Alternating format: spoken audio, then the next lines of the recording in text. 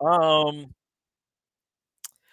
I muted. uh, Yeah, all right, yeah, all right, you were nice. muted through the whole intro. All good, all good. So what I was saying, chat, is that since I was muted, there's just an echo in here. um, I'm very thankful that we are like at the eve of Thanksgiving, and the fact that I have lots to be thankful for, and I'm not able to do this show by myself. This is why I have the crew here, the faculty, including Blazing Ace Nelson and the man behind the machine that I'll be introducing here in a second. But this year's been crazy. There's a lot has happened, right? And doing this show for you guys, sharing our stories and our experiences with you. Uh, I love that. I love just being here and hanging out with my friends and talking about the stuff that we love and the history and kind of like the experience of video game and video game culture. So, pleasure to have you guys here, and Ace, always welcome to have you here as always. And what's going on with you? Yes, sir. Glad to be back, folks. Man, oh man. As a little something to as a little something to treat myself, not just for my birthday, but also for the upcoming Thanksgiving, and also because of certain certain bits of leveling up I was able to do on the job as well.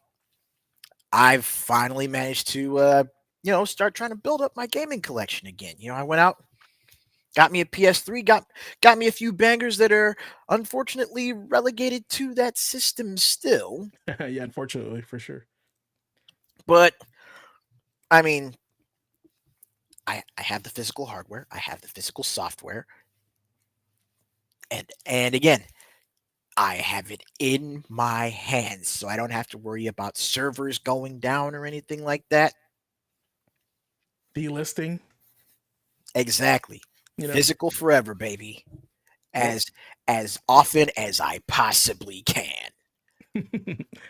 That's the way to be, and this is why I cater the what's the deal segment to physical games as much as I can, right? Because I Mhm. want you guys to be going out there buying physical games, starting up your collection, so this way, even when they delist these games, you still have them, in your pocket, in your shelf. You have access to these games because you now own it and it belongs to you, not belongs to the company that you're able to play it. So keep that in mind. Super important. And speaking Mhm. of super important things, this show wouldn't really be a show without the man with the plan, the man behind the machine, the tragically late. I'm sure the plan wasn't to be muted through the intro. I have no Oh, doubt that was the best intro we've ever had, chat, and he saved it just for that. You missed the beauty of it, and I'm I, thankful that we got to experience it. I'm just happy I only read a quarter of Yeah, it. yeah. So told him, I was like, I'm going to stop right there and then introduce everybody else. So, yeah, it's funny because like I had made sure I wasn't muted before when the countdown's happening, but I think when the fact that it automatically unmutes me or it mutes me, so I clicked it again and muted me like permanently. It's kind of weird, but Whoops. Perfect. sorry about that, folks. Nick, what's Hey, going we're on, still man? learning too. Always. Yep. Yeah. What's up with you? How's your week? Oh, sorry, I missed the hand up, fumbled it just like that mute. Yep. You're on I've mute too. been We couldn't hear you. Yeah, exactly. I've been super busy. And coming up to Black Friday, I know that when we were chatting about this leading up to this week, especially, like all the times that I still get kind of cold sweats right around this time of year, after spending so many years in retail, just Black Friday retail stuff, and fully expecting to like not get any sleep while you're setting up the store marketing, like all that stuff. Like as much as I've been out of that scene for like 6 years or so, it still kind of sticks with you.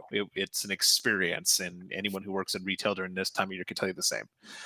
Beyond that, if we want to talk about thankful, I'm thankful to be a part of this, and I'm also thankful to find out that my wife and I are having a child. So I'm Congratulations, bud. looking forward to experiencing that and hopefully having a fun-filled time introducing my kid to video games and re-experiencing a lot of the stuff that I grew up on. That is definitely an adventure. Like that, man. Mhm. That brings up like a lot of possibilities. You know what I'm saying? Yeah, So that's I'm pretty finally cool. gonna probably own a Switch. Uh, Switch two, hopefully. oh, I can't afford that. I'll wait till the Switch One drops in price. Yeah, I hope so too. Like, I've been, like I said, I've been scouring what's the deal, and there's been some bundles, but there hasn't been really a real price drop on it. So Yeah, just keep and I that in would mind. imagine there's not going to be one. Not until we get more information on the Switch 2. They're going to try to get every cent they can, rightfully so. It's not like, they need to worry about selling consoles. They haven't been selling tons anyway for a while. They're just, coasting as they can. And during the holiday season, they're going to be selling that software. That's Oh what's yeah, going to be moving. oh Yeah. yeah. Absolutely. Yeah, and man, the Nintendo Switch is the player base is wide. It's like I think there's more Switch players than probably PS5 players at this point, right? There's I more know market that share. I think pure numbers, if you're talking about people just picking up and playing it, sure, but ownership, I mean, that PS5 is still selling like crazy, Mm, crazy, crazy. But I mean, I borrowed a Switch from a buddy of mine, and I've been kind of reconnecting with that and um, introducing my wife to a few games that we played together. So that's been fun. It's been fun to kind of do that. I'm already kind of getting a vision for the future and to see where it goes. right on. Right on. Yeah, no, I'm excited for the upcoming future and of course your next chapter in life as well. That's awesome, dude. Yeah, you're not going to be Congratulations. able to get away from that. As long as you're still living nearby, I'm sure you'll get to meet him as well, and I'll be looking forward to seeing what kind of games that I don't have that you can tell me about. But just hang out, babysit, No worries. I'm there. Anyway, we got a lot on the docket for tonight. First, we're kicking things off with a supersized edition of This Week in Gaming History. We'll revisit some of the most iconic milestones in gaming history. Then we'll get a little reflective with a special segment called The Games That Teach Us Gratitude. So, a little bit of that. Of course, with the season of thankfulness upon us, we'll talk about the titles that reminded us and appreciate the little and big things in life. Because I know you guys have some games in there that you guys are thankful for that did come out. I know I do have a few. Whether it kind of brought back a memory where it took you out of a bad place and put you in a good place, it's up to you, whatever you're thankful for. So and after that, we'll jump into some hottest game news stories, keeping you up to date on what's going on in the industry. And finally, as we wrap things up, we have a hands-on now playing segment where I'll share my impression, and so will Ace, about the Dynasty Warriors Origins demo. So it's going to be epic, so stick around. Otherwise, grab your favorite snack, settle in, let's get started, and welcome to the Academy, kids. Time to get some, time to learn some stuff. All right. So I'm really excited to press this button, and I'm going to do it because I just learned how to do it today. Here we go.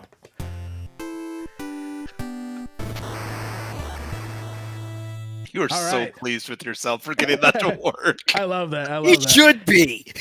More to come. All I gotta say, Fluffy. Hello, welcome. This week in gaming history, let's start on November 24 with Sonic the Hedgehog, 1992. You mean Sonic Tuesday? Sonic? Is it? What is that? Yeah. Is that Yeah, what it was called? that was Sonic Tuesday. Sorry, That I was was a Nintendo the stand. the experience. Well, Nintendo didn't do Sonic. That's all I gotta say. Or something like that. Yeah. What did I guess, like, it's funny because grass is always greener, and you have a Super Nintendo, you always want to play Sega, and I'm sure all the Sega people wanted to play Super Nintendo, right? At that Right. time. But I'll go through this list here that I'm going to try to go chronologically. So back in 1984 in the arcade, Kung Fu Master came out. This was the Kung Fu on the Nintendo, but this was the arcade version. So one of the first beat 'em ups, if you think about it, right? A fun favorite of mine, which my first experience was at that rainbow roller skating rink that I told you guys about, was Lethal Enforcers 2 Gunfighters on the Sega CD in 1994. This was the cowboy version of Lethal Enforcers, which is super funny. Donkey Kong 64 in 1999.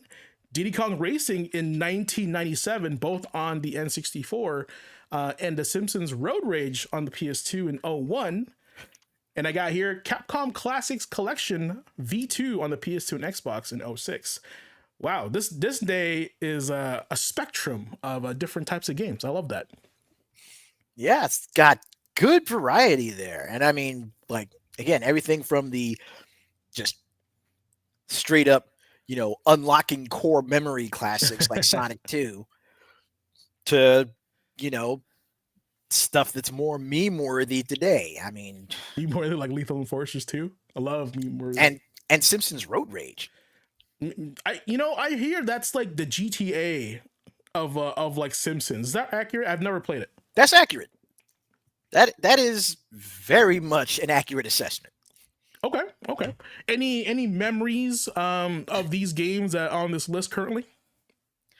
Well, you'll notice on the syllabus that I actually marked off Sonic the Hedgehog 2, and that one right there, like aside from being able to actually sit down and play with my brothers and my cousins, like one of my fondest memories of Sonic 2 was actually going out to visit my late uncle Pete out in went out to Arkansas, and while we were chilling at his place over that weekend, I spent most of it, you know, I basically spent most of it on his Genesis. I had the little dates written down for like the secret codes that you could put in the sound test. All So right, all right. I so love that. I hooked it up with those. I was playing Sonic and I was playing, I forget which boxing game it was. At the time, probably like Riddick Bowe, something like that. Yeah, something or like that. yeah, But I was or Evander. no, that's what it was. It was Holyfield. Okay, Holyfield. Okay. But I was playing boxing and I was playing a whole lot of Sonic the Hedgehog 2 with the cheat codes in. And when I wasn't doing that, I was literally just I was hanging out with my uncle, I was chilling with him, I was in the kitchen, getting into shit I had no business getting into. Right on. My uncle was playing cards with his friends, and it was literally around that table that very weekend where I earned the nickname that everyone is so familiar with. Really? That Yep. was it, huh? Okay. Yep. I was my uncle Pete's ace up his sleeve. Nice, nice. So you were helping your uncle cheat in cards. Got it. So Got wholesome. it. Got it. Yeah. Like my nephew's gonna be here tonight, guys. Just keep that in mind. Again? Well, I mean, there wasn't any real money on the table. It was just, oh god, I think they were playing. No, they were playing. They were playing for cigarettes and 12 packs. Jesus. Those are good. Those are good prizes. In the 80s, those are good prizes. I want to share with you guys. This is the US version of the cover, right? But I found the Japanese one, and this shit's pretty hype. Check this out. Look at that. How 90s is this cover? This is Yo. great. Yo, Sonic Saved by the Bell. Sonic by the Bell. Love that. That's cool. Also, Nick here wanted to show you guys something here, and I thought this was super neat. You guys should see. Also, shout out to Andre. What's up, Andre? Check that out. Are you up to it? Coming to you. Stay tuned. So that's one of the promo posters from Sonic Tuesday. So I think that's cloth, right? Yeah, it's vinyl. You can see the grommets in the corner, so it's vinyl, and they have something like another vinyl thing over the top of it. But it's especially during this time something to bring up. Once again, if anyone has their own stories in chat they want to share with any of the titles, definitely throw it in chat because we all see it. But Sonic Tuesday was a massive event. That was like a worldwide release. They had built up to it. Like it was an insanely big event for the time. Like it's really hard to explain it if you haven't. There's definitely like some video documentary stuff that's put up on like YouTube. Definitely check it out. It's just crazy to see how much Sega went all in on this after the success of the first one and on a quick turnaround too. It was a huge culture clash because they had devs on this from the US team and the Japanese team. So it was just like this cross-cultural, like almost dev nightmare to get this game out. But they made this gigantic event out of it, a huge fanfare, like on the level of like the Wizard, like we saw with Mario 3 when that came out. Like it was huge. And it was called Tuesday because it came out on a Tuesday. That's cool. Man, the days where they use numbers as words. I love Are you that. up to it? Are you up to it? Coming to you. Stay tuned. Right. Don't forget to really do your lean homework, into kids. it. Yeah, that's exactly how it is. Or just the lettered shorthand, like you are not ready. Oh, but I it's love that. ready. I love that one. I wasn't smart enough for that. I had to like look it up and like ask my friends what that was all about. But yeah, anything else on this list that you guys want to add, or any stories that you guys may have on this list? Did you go through the entire list of the 24th? I think we had mine. Yeah. DK64, Diddy Kong Racing 64. Got that. Sweet. Yeah, nothing else from that. Simpsons Road Rage. Yeah, got all that. Uh, Heretic 2. oh yeah, do you Yeah, have Heretic yeah. 2? I don't have Heretic 2 on mine, so And like I remember playing back in the day, all those PC games, those offshoots of the same kind of style you'd see. So it's just worth shouting out. But we can move on to the next day. We got dude, plenty of games to get through. yeah, I love Heretic. That was one of my first shareware games, so I got a memory on that one. All right, so next day on the 25th. I don't know why I'm over here, but here we go. So my choice of game to showcase was the Rygar, the Legendary Adventure on the PS2 back in 2002. I'm pretty sure not a lot of people knew about this game, but this was the game to combat God of War when it first came out, right? It was I would call it the Japanese version of their answer to the God of War series. Well, I'm seeing that logo in the lower right hand corner there. That's a Tecmo game. Sure is, yeah. And it started off as a 2D platforming, game, and it became this awesome like Greek mythology game. But I feel like it was just a straight response. Like America's getting God of War, well, we'll make one too. Well, oh look at that, we already have Rygar. Let's make something out of that. I think that's super cool. And this is why I God say of War that, at home. yeah, God of War in Japan. Competition breeds innovation, and I think this is why it's important to have competition and keep pushing people to kind of like compare and contrast, right? But other games that came out that day on the 25th: Fatal Fury on the arcade in 1991 in Japan, Killer Instinct 2 on the N64 in 1996, The Last Blade 2 came out in the arcade in 1998, also in Japan, and also the Tales from the Borderlands came out in multiple consoles back in 2014. Anything else I missed on that list by any chance? No, I think your list is good, but I know that Ace had something to say about Fatal Fury Arcade. Oh yeah. I mean, everything I had to say about Fatal Fury, honestly, I think I wound up saying it last episode. Mm-hmm. But I mean, again, Fatal Fury, like that is the game that started it all. That's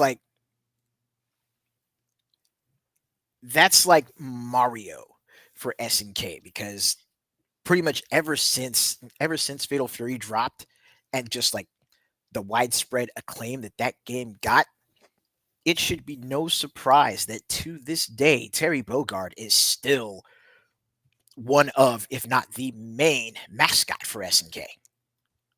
That's true, and I noticed that they're slowly phasing out Kyo. It's Operation Remove Kyo from all the all the artwork and putting Terry in there instead. So, right. I want to share this image with you guys because this is the box art for the Fatal Fury on the Neo Geo, and boy, it's a box art. I don't know if you guys can see that, but to me, this looks like Swayze's punching out Steven Seagal. Right? that's what it looks like. That is crazy. So this was like the box art for these Neo Geo games back in that era. 55 megs, guys. That's so large. So I just wanted to share that, which was pretty fun. All right. Well, moving on to the next one, unless we got something else to say about that. Let's see here. We got the classic. On the 26th of November, Dynasty Warriors 3 on the PS2 came out in 2001. I remember that day because I was like, this game's so cool. I want a 2-player version of it. Oh yeah, wait, they do have one. It's the third one. And then there was a fourth one and a fifth one. Now we're back to Origins. So I figured this was a good one to put up because we were playing Origins over the weekend. And kind of share our stories with this. But let me get through the games first, and we'll share some stories here. We got Snatcher on the NEC PC back in 1988, which is a great game, by the way. Disney's Aladdin in the Super Nintendo in 1993 in Japan. Garo Mark of the Wolves in the arcade in 1999. Dynasty Warriors 3, as you see on the screen here, in 01. Tekken 6 in the arcade in 2007 in Japan. I snuck this one in there. Dissidia Final Fantasy NT in the arcade in 2015. And it looks like I think Nick, you want to talk about that one, but in 1987, Apogee Software releases their first game, Cross. Now, Apogee. Name me some games I have plenty to say about that. Yeah, I know, and I don't want to hear it because I remember hearing a lot of Apogee, but oh yeah, you did. I think like for me, this Tekken 6 was a big one. I loved like that was the hype. I was trying to find a Tekken 6 machine everywhere I can find it when they had it here. Because I was quick question on that, just because there's so many now. just pop quiz, hop shot. What is your favorite Tekken game? Anybody or just me? Anybody. What's your favorite Anybody. Tekken game? Hold on. What is your favorite Tekken game, and which is the best Tekken game? Ah, there we go. Okay, let's see. Favorite Oh no. Oh no. favorite Tekken, hands down, 5. That's pretty good. Pretty good. The best one, Yeah. I would arguably say 2. That's a good one. I would say I really like 8. Just because there's a lot of systems in it, right? And I feel like it's the most. I don't want to use the word aggressive because everybody seems to use the word aggressive, but it is the most in-your-face Tekken that's ever been released. But as far as the most, was that you said my favorite and what's the best? Yeah, in your opinion. My favorite's Tekken 8, but I think the best is Tekken 3. 3 really just kind of like set the bar really high for fighting games in that era, and Tekken was kind of like leading the charge in my opinion when it came to 3D fighting games. Let's be clear, 3D fighting games, because this was the same time where another game called War Gods was out. So Fair. and it definitely was not Tekken quality, so just keep that in mind. Those are my picks. Well, you guys Cool. chat. Sorry, didn't mean to interrupt. I just thought it was a good time with the 8th one being kind of like the hot goss right now. It's funny because like a lot of the pro players actually don't like 8 that much in comparison to 7, but that's definitely a Tekken talk right there. But yeah, aside from the other games, like Aladdin was the big one for me because this was the one where I was like, why is the Super Nintendo version different than the Sega version? Right? And why does the Sega version have a sword? That's cool. And that was like child me thinking that, right? And I came to finally the understanding that like, even though it's on the Genesis and I have it on the Super, I don't expect the same game anymore. This happened to me with Beavis and Butthead. I don't know if you guys remember that game, but the Super Nintendo one was kind of like a platforming game, but the Sega one was like an RPG.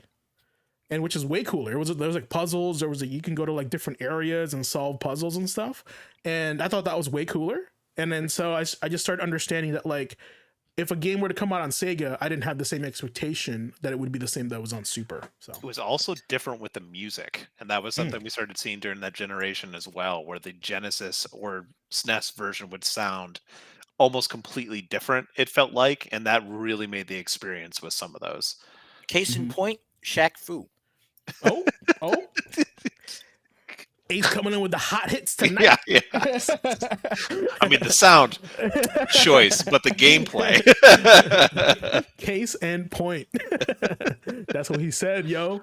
All right, so man, educate me on Cross and Apogee because I've seen that game a lot when I was a kid, or that name a lot. Yeah, a lot of us have, especially for people that played games like we did in the 90s.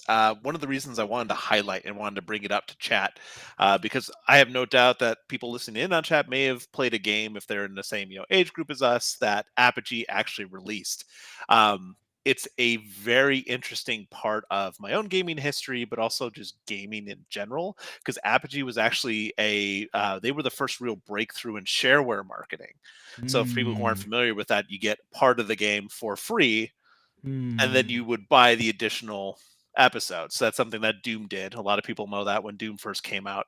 So, releasing portion of a game years before the internet was popular. So, it was really innovative, really risky.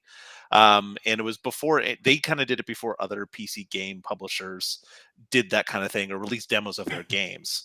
But one of the other things that they did really early on as a publisher was they actually were one of the first innovations in including cheat codes in their games. Cheat codes as far back, I think it was like 1987. They were also one of the first people to put level warps and god invincibility modes in their games. A lot of people play like Duke Nukem 3D, for example, like Apogee's games and later 3D Realms games always included like skill levels and save load options, but which were both rare in action games in the late 80s and early 90s. But yeah, they're kind of considered that founder and father of the shareware model and like the Dallas area gaming development community where, id Software kind of came up. Eventually Ion Storm, who we talked about last time, a lot of their key members left and started up at Valve and InSpace, like for all intents and purposes, like one of the original publishing houses that revolutionized the industry. Kraz was their first like shareware game. That's what we're highlighting this day in gaming history. But just to point out some of the games that they helped publish that you may have recognized, besides Commander Keen, 3 was Wolfenstein 3D, the original Duke Nukem, and Yep. the episodes for them, the later Commander Keens as well. Looks like Duke Nukem 2 moved on to things like Rise of the Triad. I know Ace, you and I were talking about that recently. Death Rally Yes. was one of the ones that I played that came out in '96. I remember playing that a lot. Um, just a ton of games. But again, I really just wanted to highlight that it's a crazy thing that Apogee kicked off right about this time that many years ago and like created this cosmic shift in gaming and how we interact with gaming. Okay, so they were also known as 3D Realms back in then. Is that what it's called? No, they helped publish 3D Realms games, so they Gotcha. were Okay. primarily a publisher, but they worked with 3D Realms, and some of their team went to go work at Valve, and they worked with id and that kind of thing. So there's fingers in a lot of pies, which is just a crazy thing to think of. That far-reaching thing started from that day. That's crazy. Their website, their claim to stardom is the original indie publisher. That's pretty cool, actually. Yeah. Pretty much, yeah. Yeah. I mean, if you think about it, companies like id or when they started out doing Doom, like how else were they supposed to get their games out there? Yeah. I highly recommend if you haven't read it, if you haven't read it, if you're interested in like the history of like id and Doom and shareware, read the book Masters of Doom. Really cool book to read and just see like the early days of PC gaming and how just like Wild West it was, creating these games, throwing it up on like a network server somewhere online or having someone order your software for a demo, to then buy more things. Like it was crazy. Yeah, Absolutely crazy. I mean, literally, I think it was yeah, I actually think it was both John Carmack and John Romero that were talking about this. How like the original Doom was literally just that first chapter, and while they and it was that shareware version, and then while they were working on the other chapters, it was literally hey, the first taste is free. If you like what you played, just put like five. I think it was like $5 or 15. It was not a lot because I remember wasn't a lot, buying the first but episode of Doom for like $3. but you pay that plus postage and handling. Send it to this. Send That's a so wild. self-addressed stamped Yeah. envelope to this PO box. Yeah. Yeah. I mean, And you it get the literally next chapter. became known as the Apogee model. Like so many other businesses jumped on it because of them starting that and showing how profitable it could be. And that Yeah. was, late 80s when Uh-huh. getting a Definitely hold of 80s. like at home computers and stuff was kind of for enthusiasts still. It wasn't as mass market as we think it is nowadays. Yeah. It's like standard like practice nowadays when you think about releasing demos for a long time there. We don't get those as much anymore. But yeah, that first taste is 3. And I did see here, James, you were asking about it. 3D Realms was actually created by Apogee Oh, okay. as a Cool. division solely focused on 3D gaming. Ah, all right, all right. Love that. Yeah. So I just found my first Apogee game because I was just looking for games that were released by Apogee, and it was called Raptor: Call of the Shadows, and it was a shmup. So wow, okay, that opened up another vault that I thought that was sealed. Jesus. Unlocking core memories. Yeah, this came out in March 31st, 1994, and I definitely had this game because I was like, oh, a jet fighter.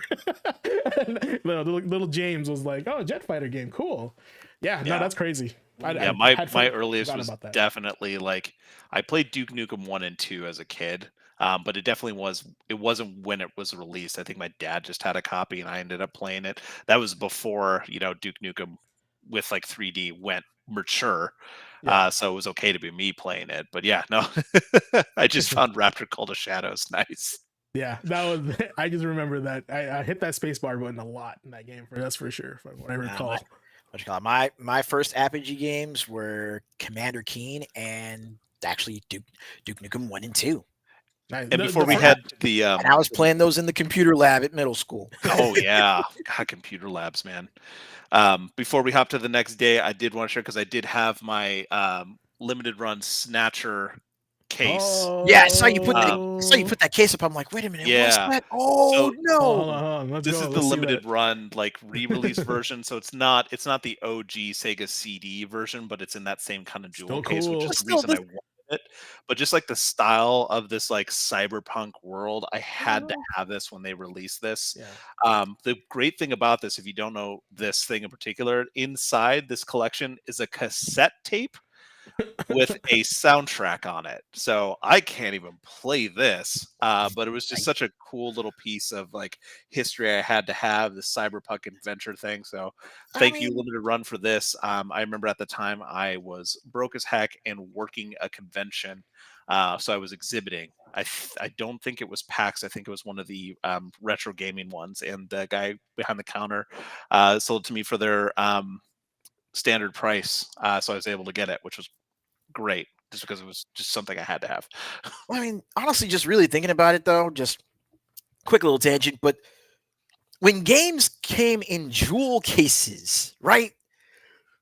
You cannot tell me that wasn't a vibe, especially with stuff like the Sega CD and like literally, I think of Sega CD cases, and the first one that comes to mind is Eternal Champions.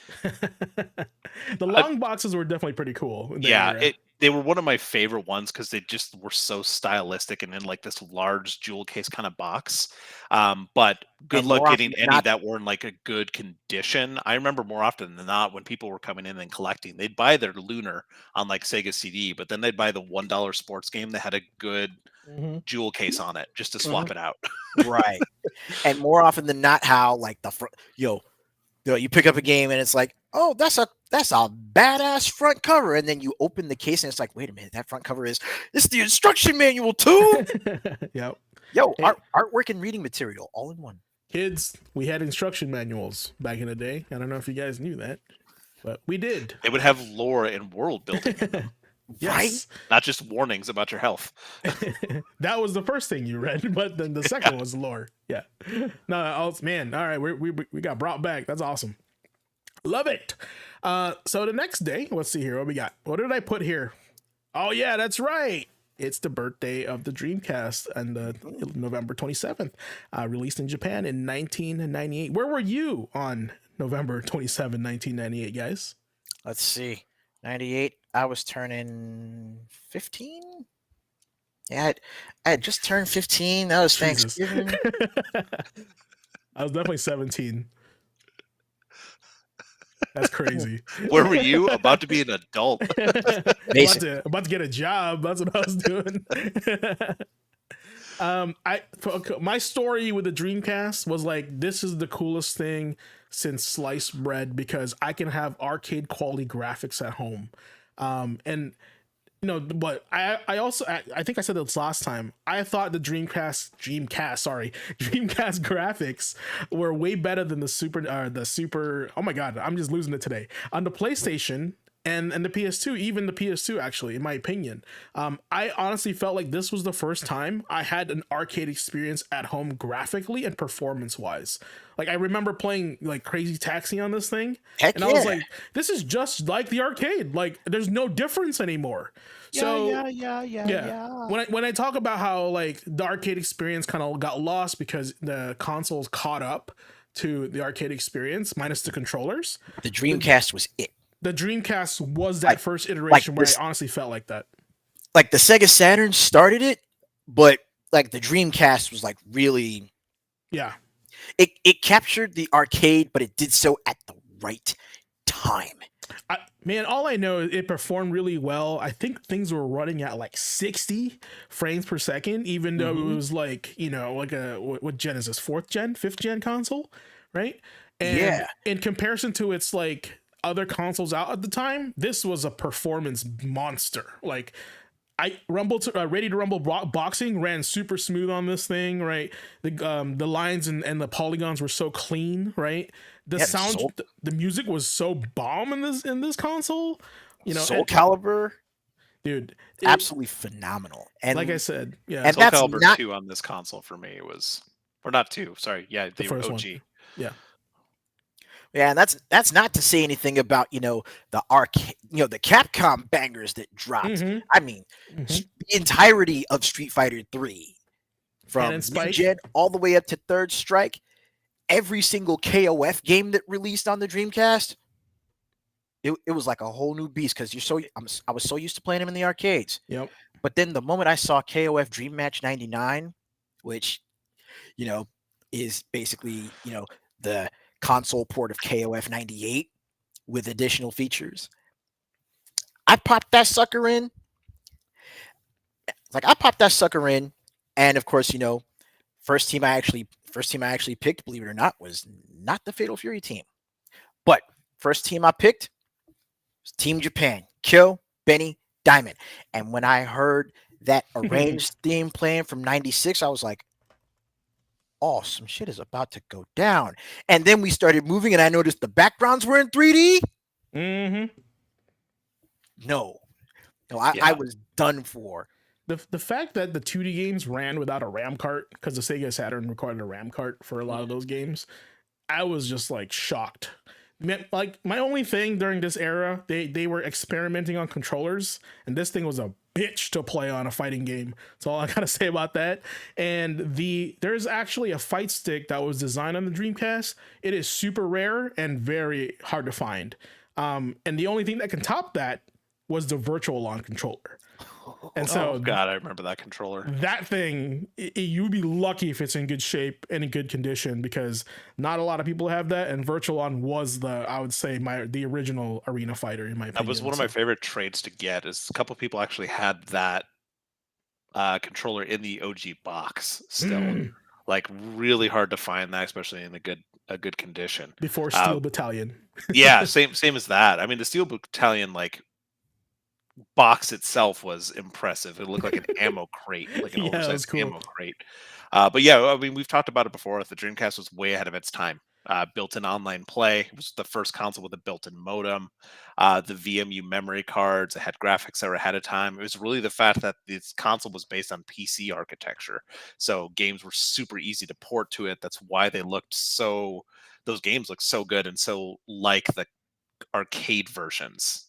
It was just better. It also, I think it was the first one to have actual, it supported audio CDs first. Like I had media streaming early on. Obviously the PS2 came out and could play DVDs, and that was a different thing altogether. But yeah, I think the Dreamcast started with that. It's pretty crazy.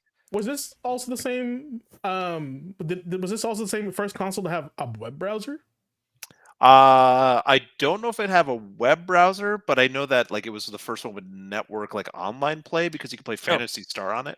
No, the Dreamcast did have a web browser. Okay. But the Saturn didn't have one, right? I remember using it a couple of times, but yeah, the Dreamcast Hopefully actually going has to wholesome sites, Ace. Yeah. I was looking up stuff download the for pirated games. We just found out how old you were when it came out, dude. I was looking up stuff for Plasma Sword and Sonic Adventure mostly. on what is it, angelfire.com. GeoCities. GeoCities. There you go, chat. All right, before I get older, as I talk about old internet dead websites here, The Illusion of Gaia came out on a Super Nintendo back in 1993. Phantasy Star Online, episode 1 and 3 on the GameCube in 2003 in Japan. A secret RPG that I enjoy, Wild Arms Alter Code F on the PS2 in 2003 came out in Japan. Dragon Quest 8, if I can read Roman numerals, Journey of the Cursed King on the PS2 came out in 2004 in Japan.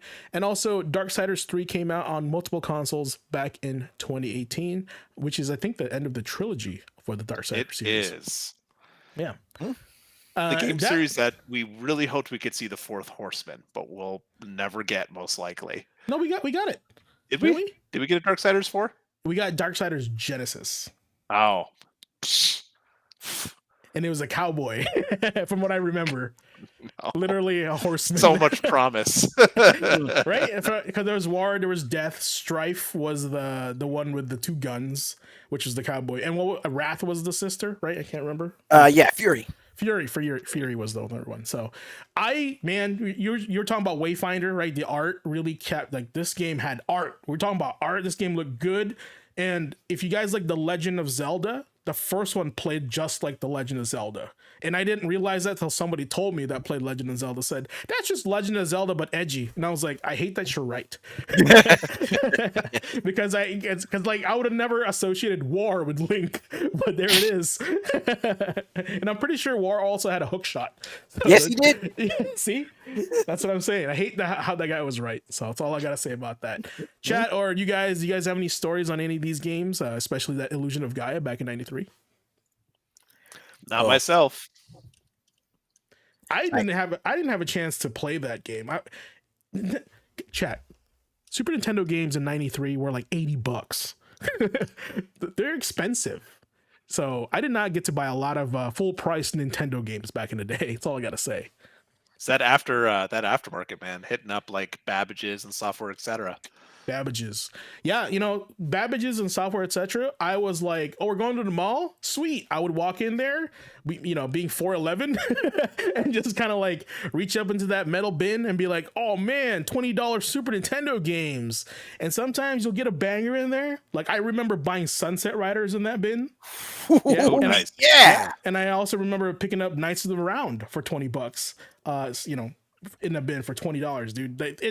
That's where I shopped. Like, I was like not about to like, hey dad, can you buy me an $80 game back in the 80s? That's like $120 now or something. So that's not gonna happen. What did I say? Blue said there is another Darksiders game coming out someplace in the future. Ooh, okay.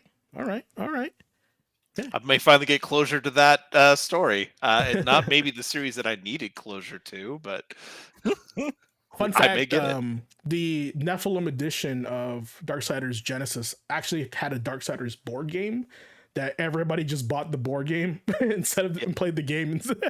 Everybody wanted to play the board game instead. So that was kind of funny. But yeah, on to the next one here. So back in November 28, Breath of Fire 4 came out on the PlayStation in the year 2000. Right, and this apparently was the day of RPGs, because some other bangers did come out also.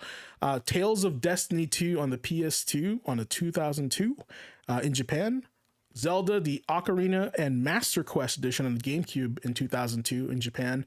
Dark Cloud 2 on the PS2 in 2002 in Japan.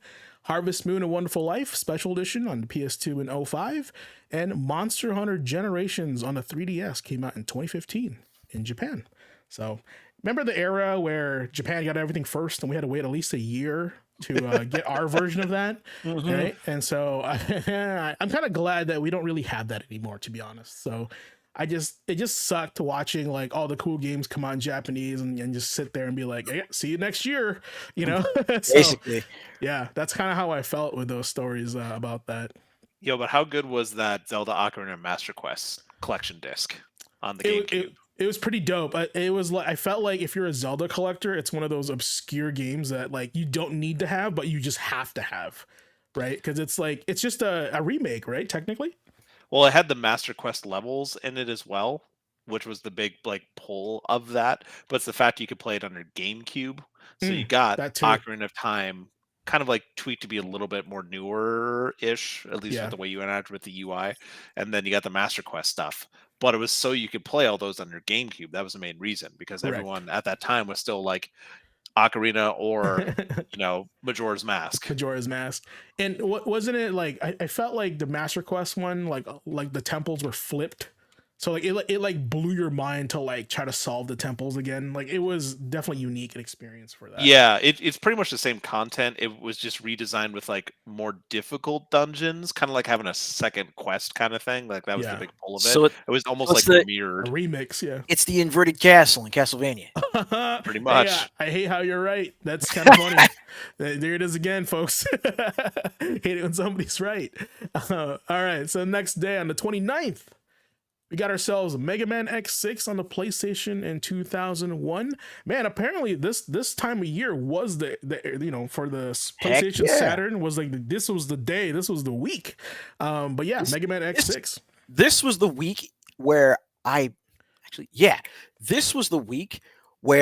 I got one of my first financial aid checks in college.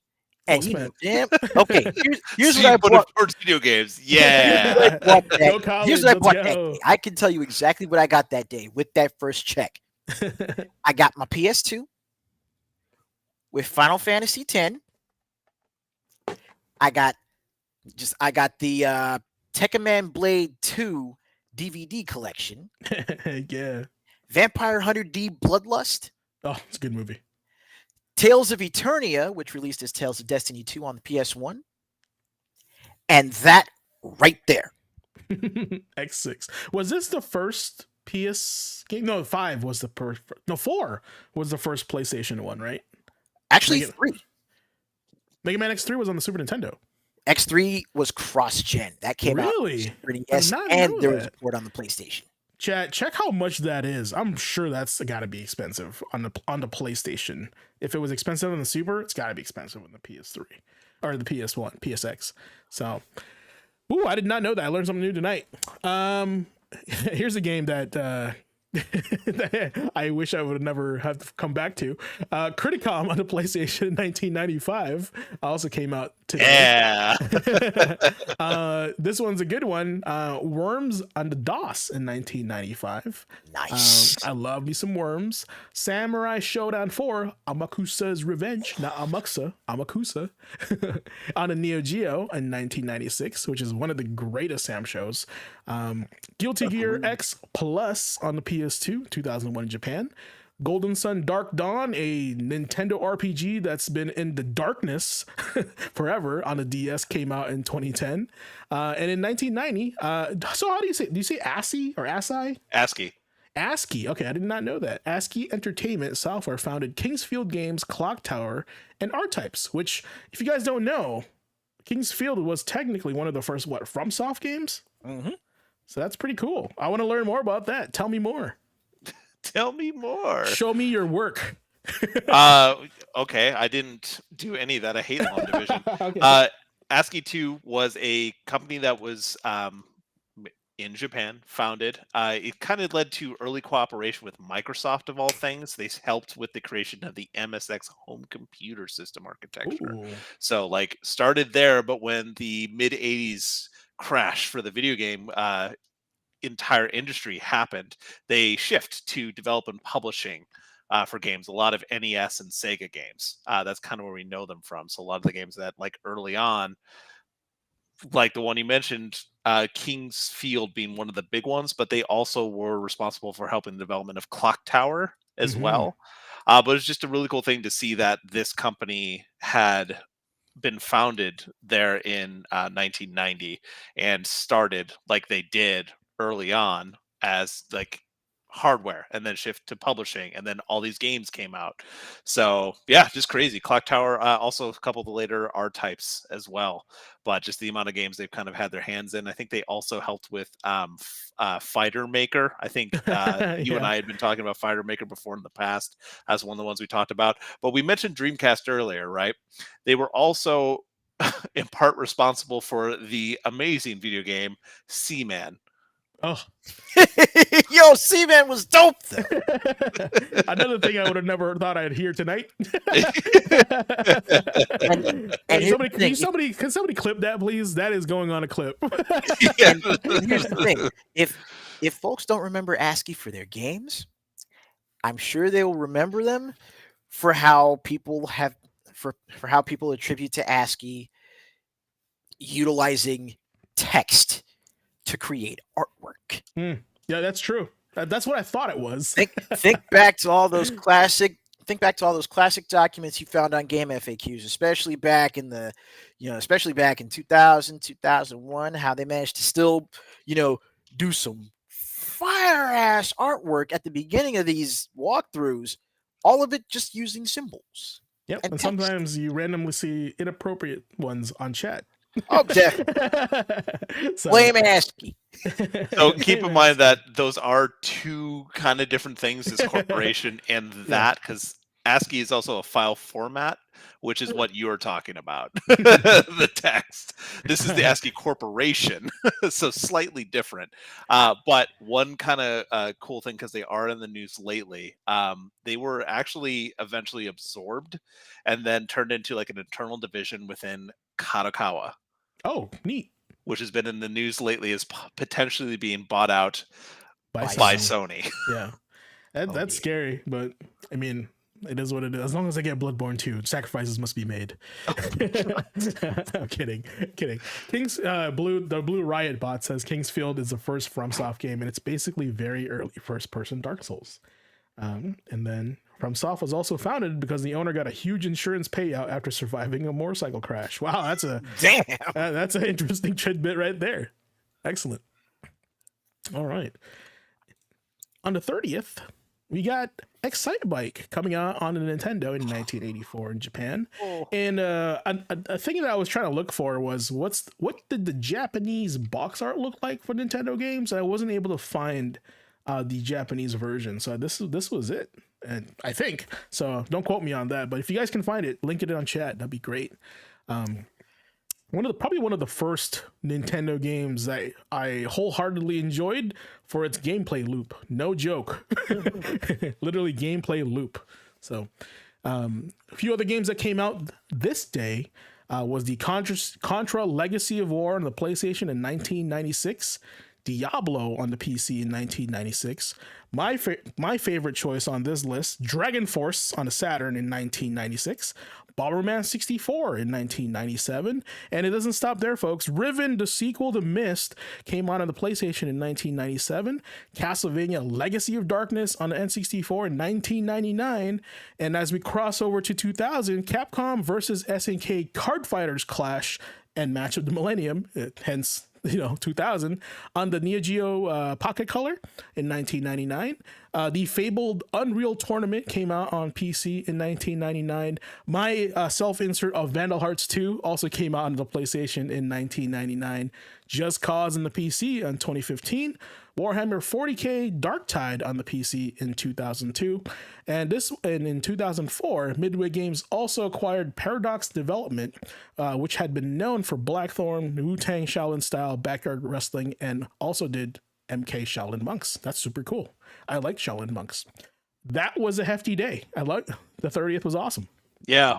I'll be honest, like this week, as we were first looking at, like, hey man, what can we talk about this week?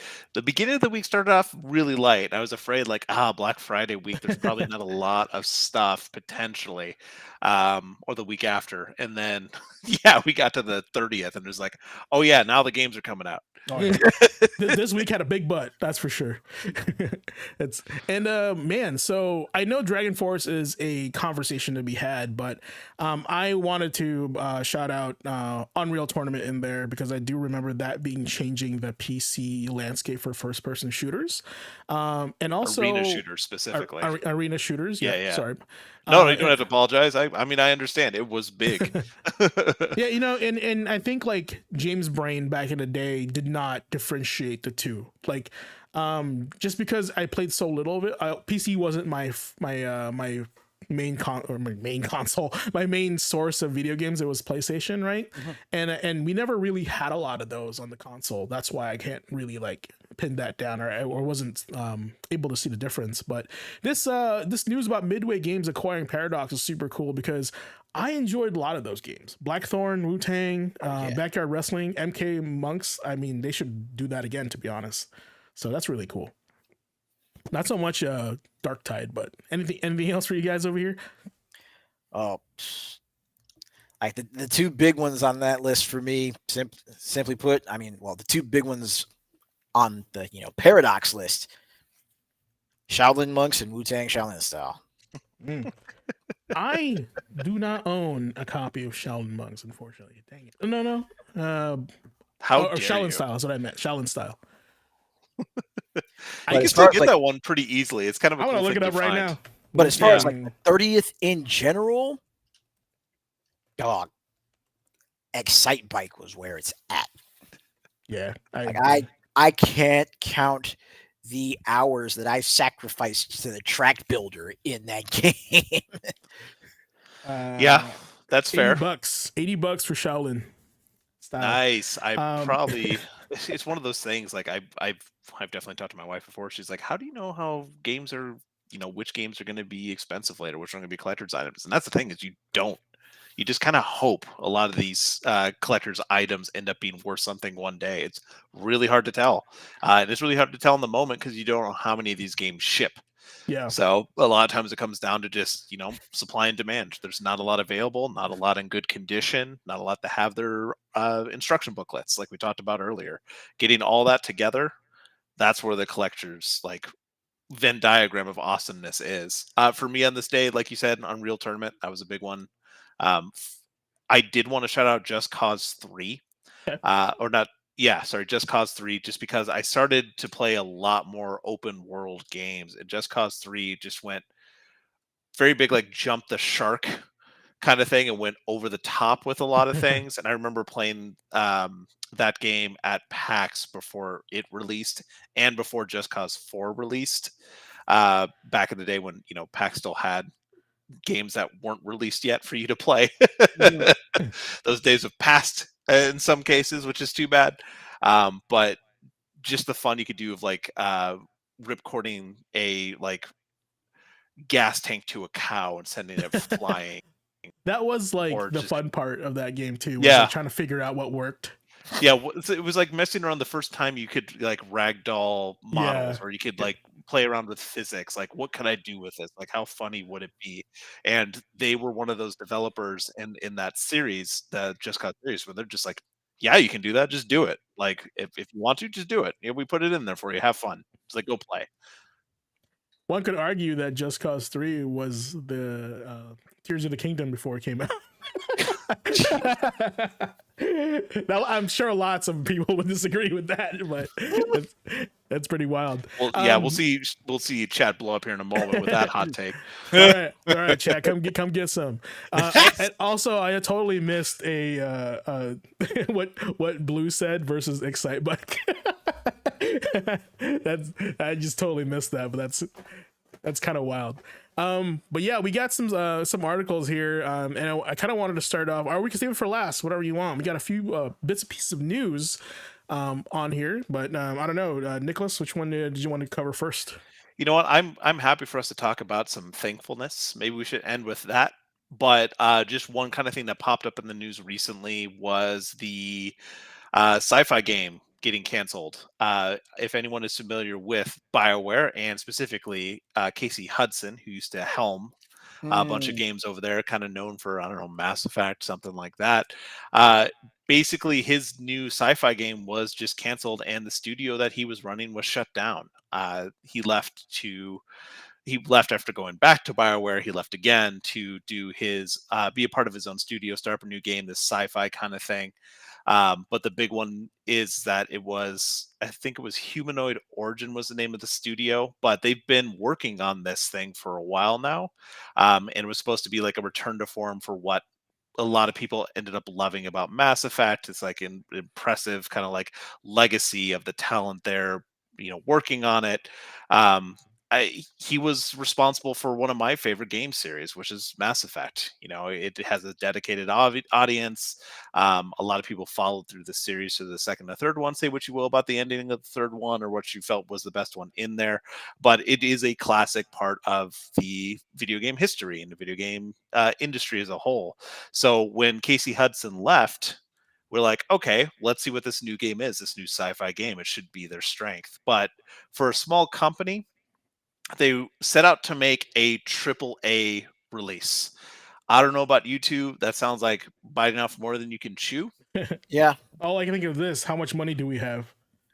Right. How much money do we have? Well, that's actually why they ended up closing down. Oh Like the article God. is saying, part of it is due to just funding running out. So, Yeah. who knows where that thing would have gone? But it's a now canceled sci-fi RPG, and it would have potentially, from what they were saying, could have been the next coming of a new sci-fi universe that we will no longer see. So, yep, That's there's a couple cool. shots of some early concept stuff, and as someone who's a fan of sci-fi games, especially Mass Effect, I was really looking forward to seeing what they're gonna do. That being said, a friend of mine messaged me earlier when we were talking about this in our chat, our group chat, had mentioned like, yeah, Casey Hudson's cool and all, but he hasn't shipped a game since like 2013 or something like that. Because Mm, remember, he came back to yeah. BioWare during all that stuff going on, Anthem and all that stuff. Like, it's just crazy to think. As much as we hold these things on a pedestal, like game development right now is tough, and even great ideas or great talents can unfortunately get the axe lately. So I don't know about you two, if you had any connection to this or what you thought about it, but yeah, just kind of ending operations because of broader challenges in the industry. I mean, my 2 cents in it is that I think a lot of great developers and designers get stifled because of what's popular in the industry, and so they're forced to make something that they really don't want to, but they get the money to make. These publishers or whoever investors provide the money for them to make a game, but they want a game that's made specifically to adhere to the modern what's hot right now, right? So for Right. example, like yeah, like There's he can. there's three types of games from what I've seen. There's three predominant types of games that are developed. There's trend chasing games, there's fundraising games, and then there's passion projects. The success of each of them, you know, is case by case. But, you know, there are games that are developed simply to, capitalize on what's popular, the trend chasers. Mhm. There's even, stuff that's developed in between the big box, in between the big tentpole titles to help keep money flowing into a developer or into a studio, hence the fundraising games, which are usually smaller, closer to double A as opposed to triple A. And then you have passion projects like Chrono Trigger. I would say that this, for me, from what it sounds like, it really does come down to a passion project. I think the idea is that he was leaving to create a brand new sci-fi universe, and it sounds like he just kind of bit off more than they can chew, kind of like we were saying at the very beginning. Yeah. So, as mentioned, as a big fan of this like genre, and kind of hoping to see, because I still feel there's a lot of people clamoring for a new sci-fi universe. There's a lot of people who want, like the next Mass Effect or something like that. There's been a lot of fantasy lately, high fantasy and dark fantasy kind of stuff. Like I'm ready for a new sci-fi universe. I just still get chills when I hear like the Mass Effect one soundtrack, that space ethereal kind of thing. Like I wanted this to be something good. I'm sad that the team unfortunately is out of work. I hope they land on their feet somewhere else, and we get some more good games from everyone involved. Well, that's part of the reason why, like even though people love Dark Souls and Bloodborne so much, I think that's part of the reason why Armored Core 6 blew up as much as it did. Yeah, I, I Sci-fi. I agree with that. Also, if you watch their trailer, they really hammered in the whole like the reign of Age of Fire thing on Fires of Rubicon. Like a lot of people were thinking it was the next like Dark Souls when the trailer first came out, then slowly realized it was an Armored Core game. So they're in a way linking their worlds together, and that was all marketing, in my opinion. Like Mhm. they led the audience to believe that this Armored Core game is the mech version of Dark Souls, right? And in a way, it is, honestly, right? But those who haven't had the history of playing Armored Core, they don't know what they're getting into, in my opinion, right? So, but it worked and it did really well. So for new and old fans alike, which is good. Yep. Unfortunate to hear about this because it's just one of those things where I was always on the side of money stifles creativity, right? And so right now we're in a market where if a game like this isn't what's going to sell, it's not going to get made, which is unfortunate, right? And I don't like that because I feel like Upset. we're missing out on something that could be amazing just because it doesn't chase a trend, or the investors are like, well, how is this going to make us more money after the initial sale, right? Which is unfortunate. Well, hopefully they, like you said, they all get back on their feet, maybe start their own private studio, crowdfund, whatever. Keep designing video games. Don't give up. All right. Oh yeah, here I got the next one queued up here. Sorry about that. Let's see. Oh, we got. So the next one here is about the Xbox having a handheld, perhaps in the works. Do tell me more, and why would this be different than like a Steam Deck slash what's the other one, like the Ace, not Acer, It's AROG. Asus. The Asus Asus. ROG Ally. ROG. Mhm. Is it literally called ROG? Because I've been calling AROG forever. Yeah, it's ROG, Republic of Gamers. It's a Republic of Gamers Okay, brand. okay. Because my Um, monitor's ROG, like you call it AROG. yeah, AROG, AROG. It's the AROG. Asus ROG, so it's the AROG for all intents and purposes. This was just talking about like kind of trend that's going on right now. These big publishers, sorry, these big companies, Microsoft, Sony, are creating handhelds. I mean, we saw the PlayStation Portal, the little handheld one, but they're also apparently working on a full handheld as well, kind of along the same lines as a Switch or a Steam Deck or the AROG, as you put it. So major platform holders are getting in on this, and apparently there's some rumors going around, and Phil Spencer has even hinted that Xbox handheld is in the works, probably a few years from release. Yeah. But it's interesting to think, like Blue said in the chat right now, we've seen this kind of change on Microsoft side with the Xbox brand, like everything becoming an Xbox. That ad campaign that got out recently, that a lot of people were like, "What the hell is this thing? Like, what is this ad campaign? This is awful." Everything's an Xbox. Yeah, it's the official one. It's like everything is an Xbox. We'll have to pull up some examples, but it's like it's really interesting what they're trying to do and shift. They've been doing it for a while. We know that a lot of their funds come from, or they're where they're earning their money is with like Games Pass and stuff like that. So fairly obvious. That means they want to have Xbox games out there as much as possible. We've seen some Xbox games end up on the consoles already. Potentially, there were some rumors about maybe some PlayStation games being playable on Xbox. We'll see if that happens. But this, if it does come out, what's kind of your wish list for this? Is it just going to be a Steam Deck like kind of thing that's going to play your Xbox games? Like, is that all it's going to be? Like, what would it have to do to differentiate itself from a market that is starting to get more and more saturated every day? Do Yeah. you think they need to release a handheld like that? I mean, they already have like the third party controllers where you can just plug it into your phone into it and play your games on through the cloud. Yeah, I think the first thing that comes to mind is how is this different than a laptop, right? Like a Right. gaming laptop. So because like you can use your gaming laptop among other things. So this handheld console is it just going to be an Xbox, or is it actually like a small PC, right? That's a handheld, like a Switch, pretty much. How is it So going to differentiate?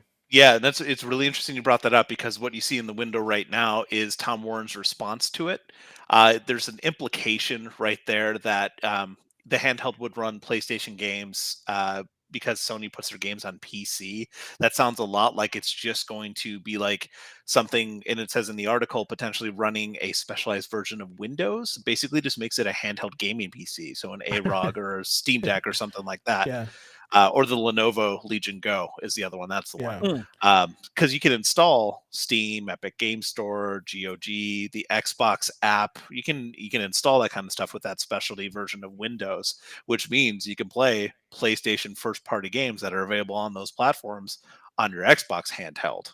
So it'd have to differentiate itself from the AROG or the Lenovo Legion. it's Ace, true. what do you think? Honestly, I feel like the big thing that may help that handheld get its foothold in the market is if it's priced more competitively than the Steam Deck. It's gonna be a tough one because like if anything, they're gonna be similar.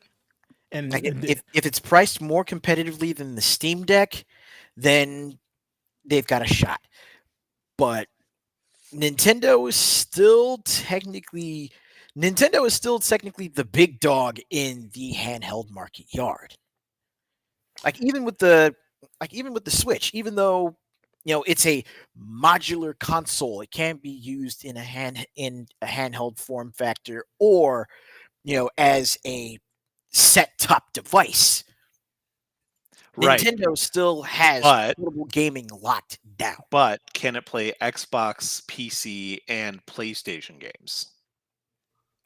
There, therein lies what will differentiate that from the Switch. Right. So again, We'll see. And Nintendo, the Switch wouldn't necessarily factor into whether or not Xbox's handheld can succeed. It's still going to be whether or not it's more competitive on the pocketbook compared to the Steam Deck. right. And not just the Steam Deck, but now that we have the ROG and the Legion, the handheld one that they have, the Go, I Mhm. think it's called. I said it earlier, I've already forgotten. Yeah, Pocketbook is one of it. The software has always been the thing when it comes to these hardwares for me. It's the same with the VR headsets. If it doesn't have the software, why would I continue to like pay for it? Why would I continue to do it?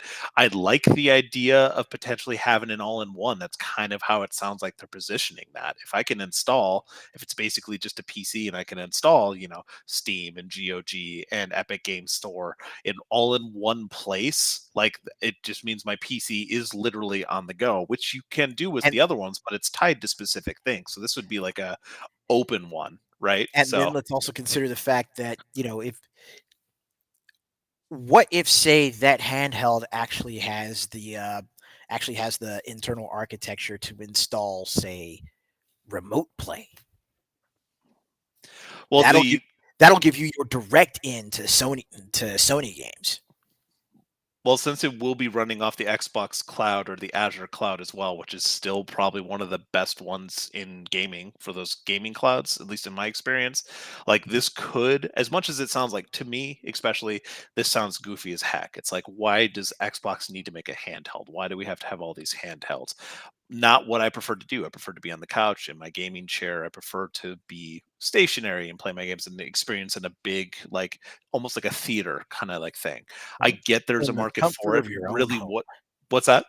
In the comfort of your own home. Sure.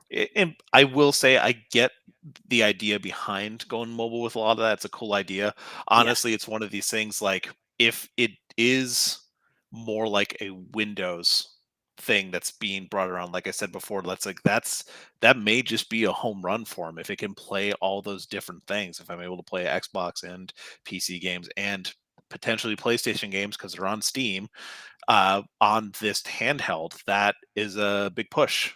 Go visit family. I can have all that right there. And if it's ergonomical and if it, Mhm. handles well. I mean, that's the thing about the Steam Deck is a lot of games when they're made with that in mind, it works pretty darn well to play those games. I don't know about you. What do you think, GQ? I think my to make this worth the investment, right? Is one you'd have to have to take it with you and to make use of it. You'd have to make it not like an Xbox, right? But still like an Xbox. I know that doesn't make any sense.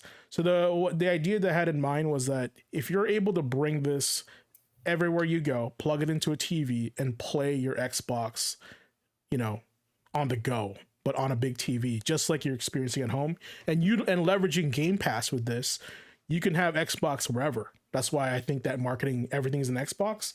This is the path to that, right? But if it's just another handheld, I don't know. I'm not sold on it. But if it's like it turns into a Switch where you can plug it into a TV, have it on the big screen wherever you go, right? Put some controllers on it. I think this is going to be a killer for Microsoft, in my Yeah, opinion. I don't think that's the case. I mean, it's definitely not the case with the other handhelds that are out there that are the full on PCs. Mhm. So I think I'd personally push back against that a little bit, but it's cool that you brought that up. It's a good idea, like to potentially think about potentially how these companies might actually approach that. Yeah, and the reason why is because you would bring this to places that you wouldn't have access to Xbox, but they want you to play Xbox, right? So like Right. if I was part of the dev team and the reasoning why we create this thing is for that reason. Why would you have this if you have a console at home? Well, you're not going to be at home. You're going to be on the go. Well, what's the benefit of it if you are at somebody else's house or you're traveling, right? And so and I feel like this right here, this image is great on the go, but once you get situated in a place, Airbnb, hotel, being able to plug that into a TV and playing it on that screen, like that adds so much value to the handheld. Just my thought. Well, Yeah, and the thing is that with cloud gaming, you can already play a lot of those games, Xbox games on the go on your phone, just Right, right. automatically with that controller anyway. So that's already something they have on the market. This is more so like the thought that it's going to be based on PC. It's a full PC on the go that it'll let you have, not just Steam. You're not just rolling with, the Steam Deck. You can basically use Steam on this new console that can also play GOG games and that can also play Xbox PC games. Like it is a lot bigger than that in scope if they can pull it off, and that's it, if they decide to do it that way. We'll see. Yeah, Just an it's like interesting food for thought kind one of thing. layer above the Steam Deck, pretty much. They're just Yeah, like trying to top it. I get it. Okay, trying to cool. top it, and if, like Ace said, if they can make it affordable, if it's affordable and powerful, like on par, if not better, by the time that comes out, and it offers that value, yeah, it could be a home run, or it could be another piece of just like, oh, cool, I'm glad they did that. They lost money. Let's move on. So, It'll either be a home run or it'll be the Stadia. Oh oh my God, God, the jeez. Stadia. Man, man, a lot of stuff has been dug up from the graves tonight. Yeah, Ace, I'm surprised you didn't bring up something like On Live. Jesus, Stadia. I remember being at work and all these like gamers at work are like, Stadia is gonna ruin the console industry. I'm like, all right, man, whatever you say. So, and there you go. That's all I got to say about that. Um, Next article. So tell me a little bit more about what's going on with this. Millions of gamers will be losing access to the Switch Online in 2026. Oh, I saw a little bit about that, and I'm.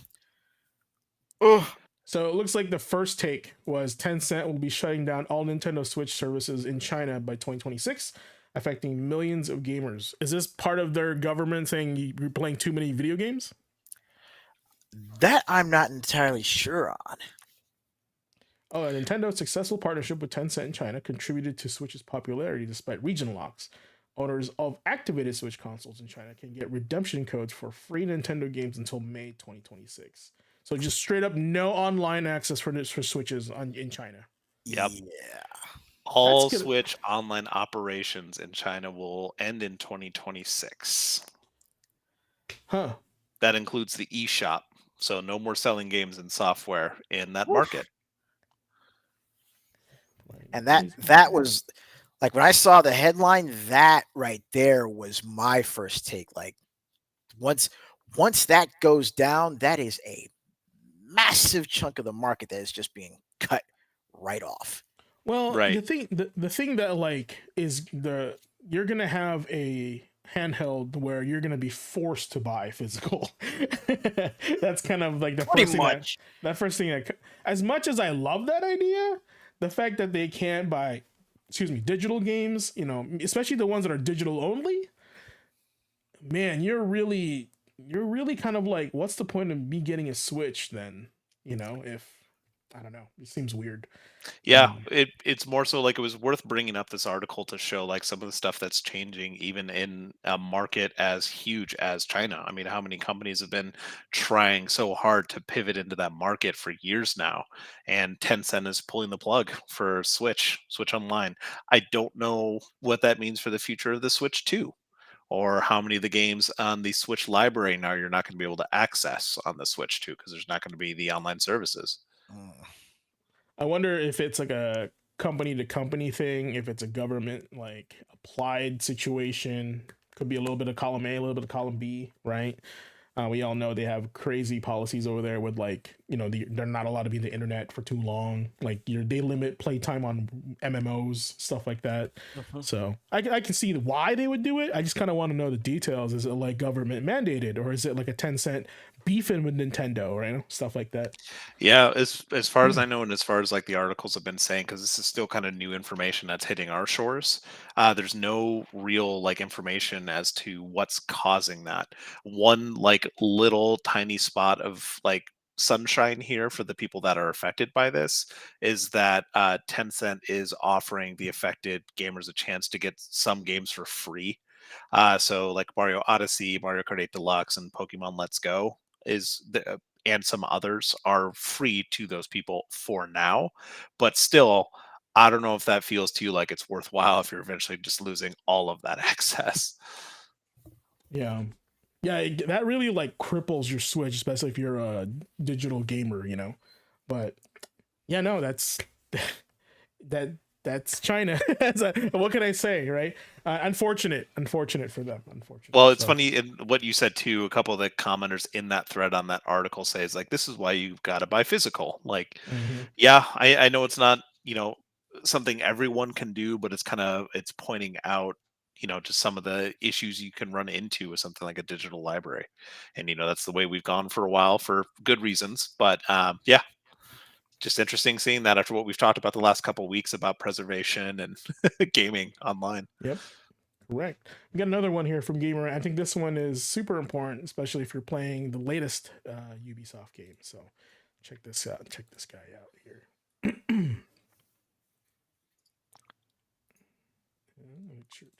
Oh yeah, okay.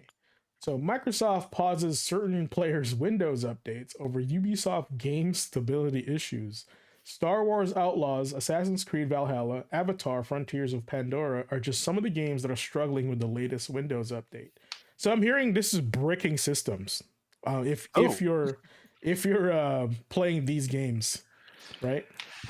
yeah. So there is the latest Windows 11 update, which testing for a little bit here in 2024 started rolling out. A lot of people who have like the preview option on their Windows machines, they get these things early to kind of preview the new updates. But apparently it is causing some instabilities thanks to Ubisoft titles specifically on their systems. So startup issues, frequent crashing, like all kinds of stuff just because of these titles. So that's crazy. Microsoft is aware; they are investigating. They've Yeah. paused these automatic updates.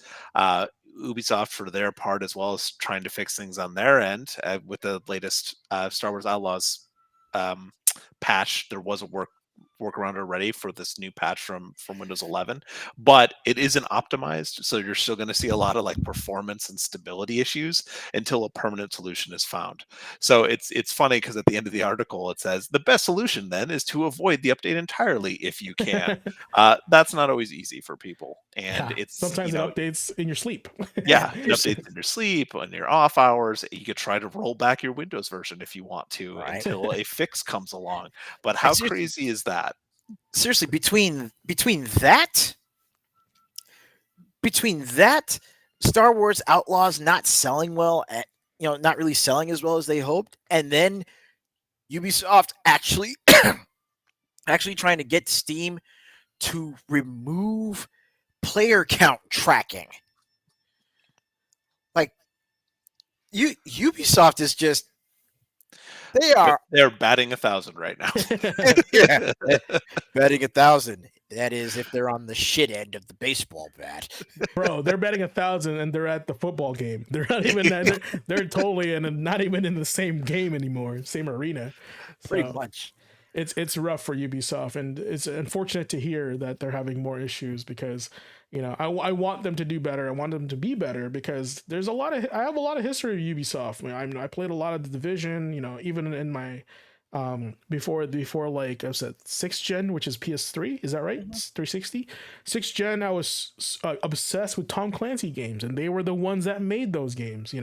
From Advanced Warfighter to like what I had End War and Rainbow Six Vegas. I have a Mhm. lot of history, and I love Ubisoft, and I want them to do good. And hopefully, they finally like kind of figure out what's going on and they reassess for 2025, starting with AC Shadows. So good luck, Yeah, Ubisoft. it's everything that's going on with AC Shadows. That would have been affected as well when this released, because it was supposed to be out already by this point. Its original release Yes. date, Yeah. like that may have caused an issue too. I don't.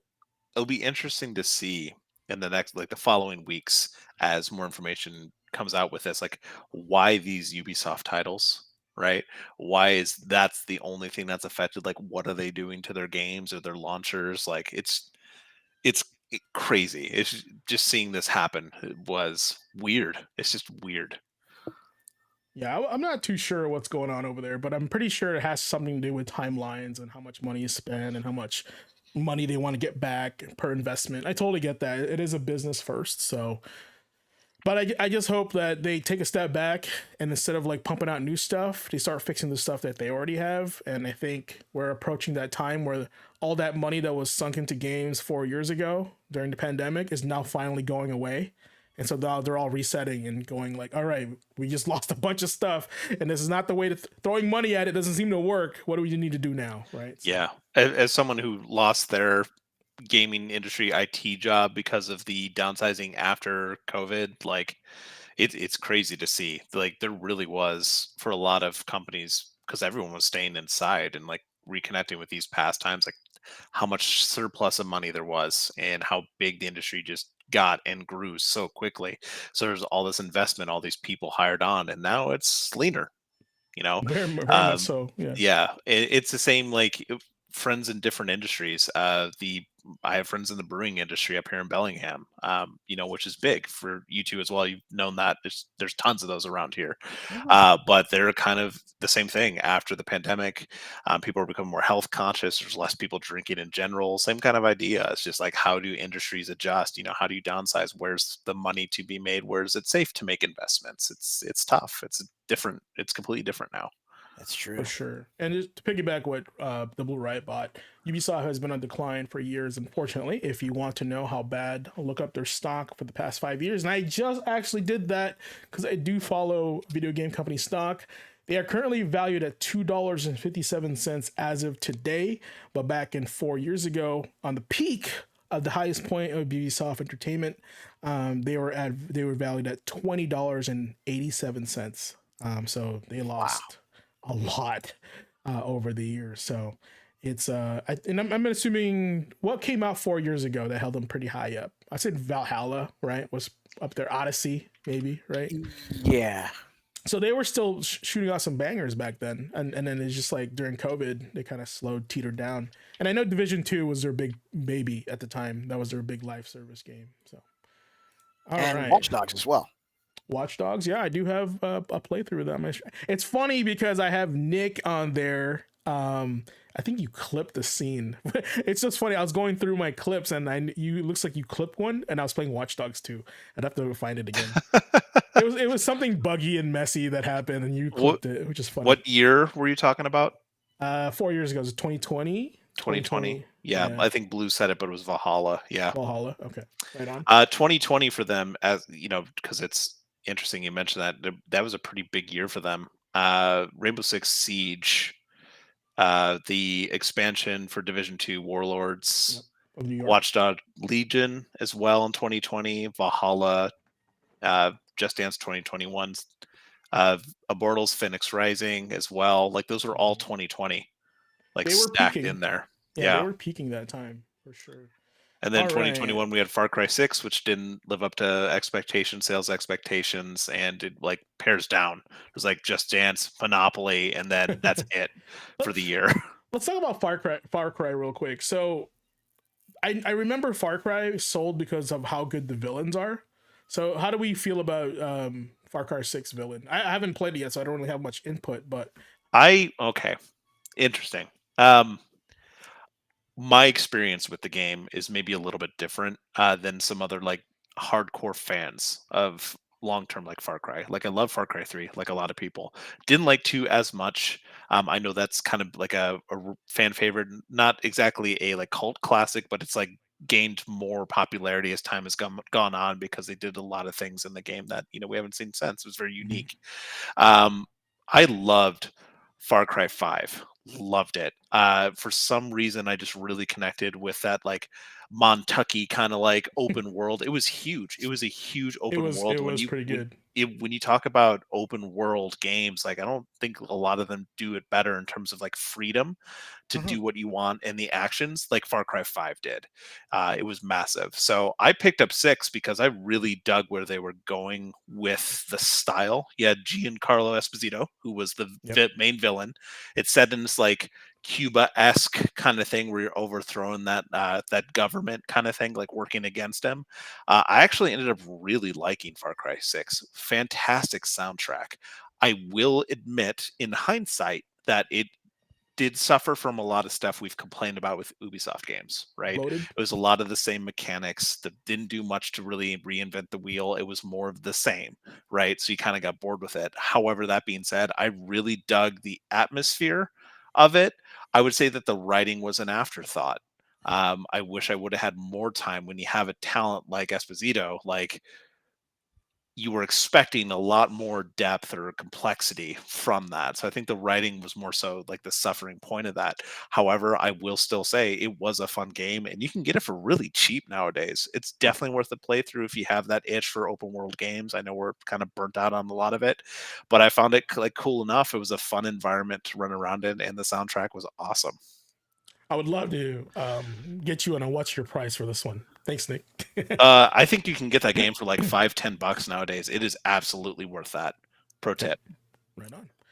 All right. So things that we're going to go ahead and switch over to things that we are grateful for in gaming, at least. And I found this really cute article.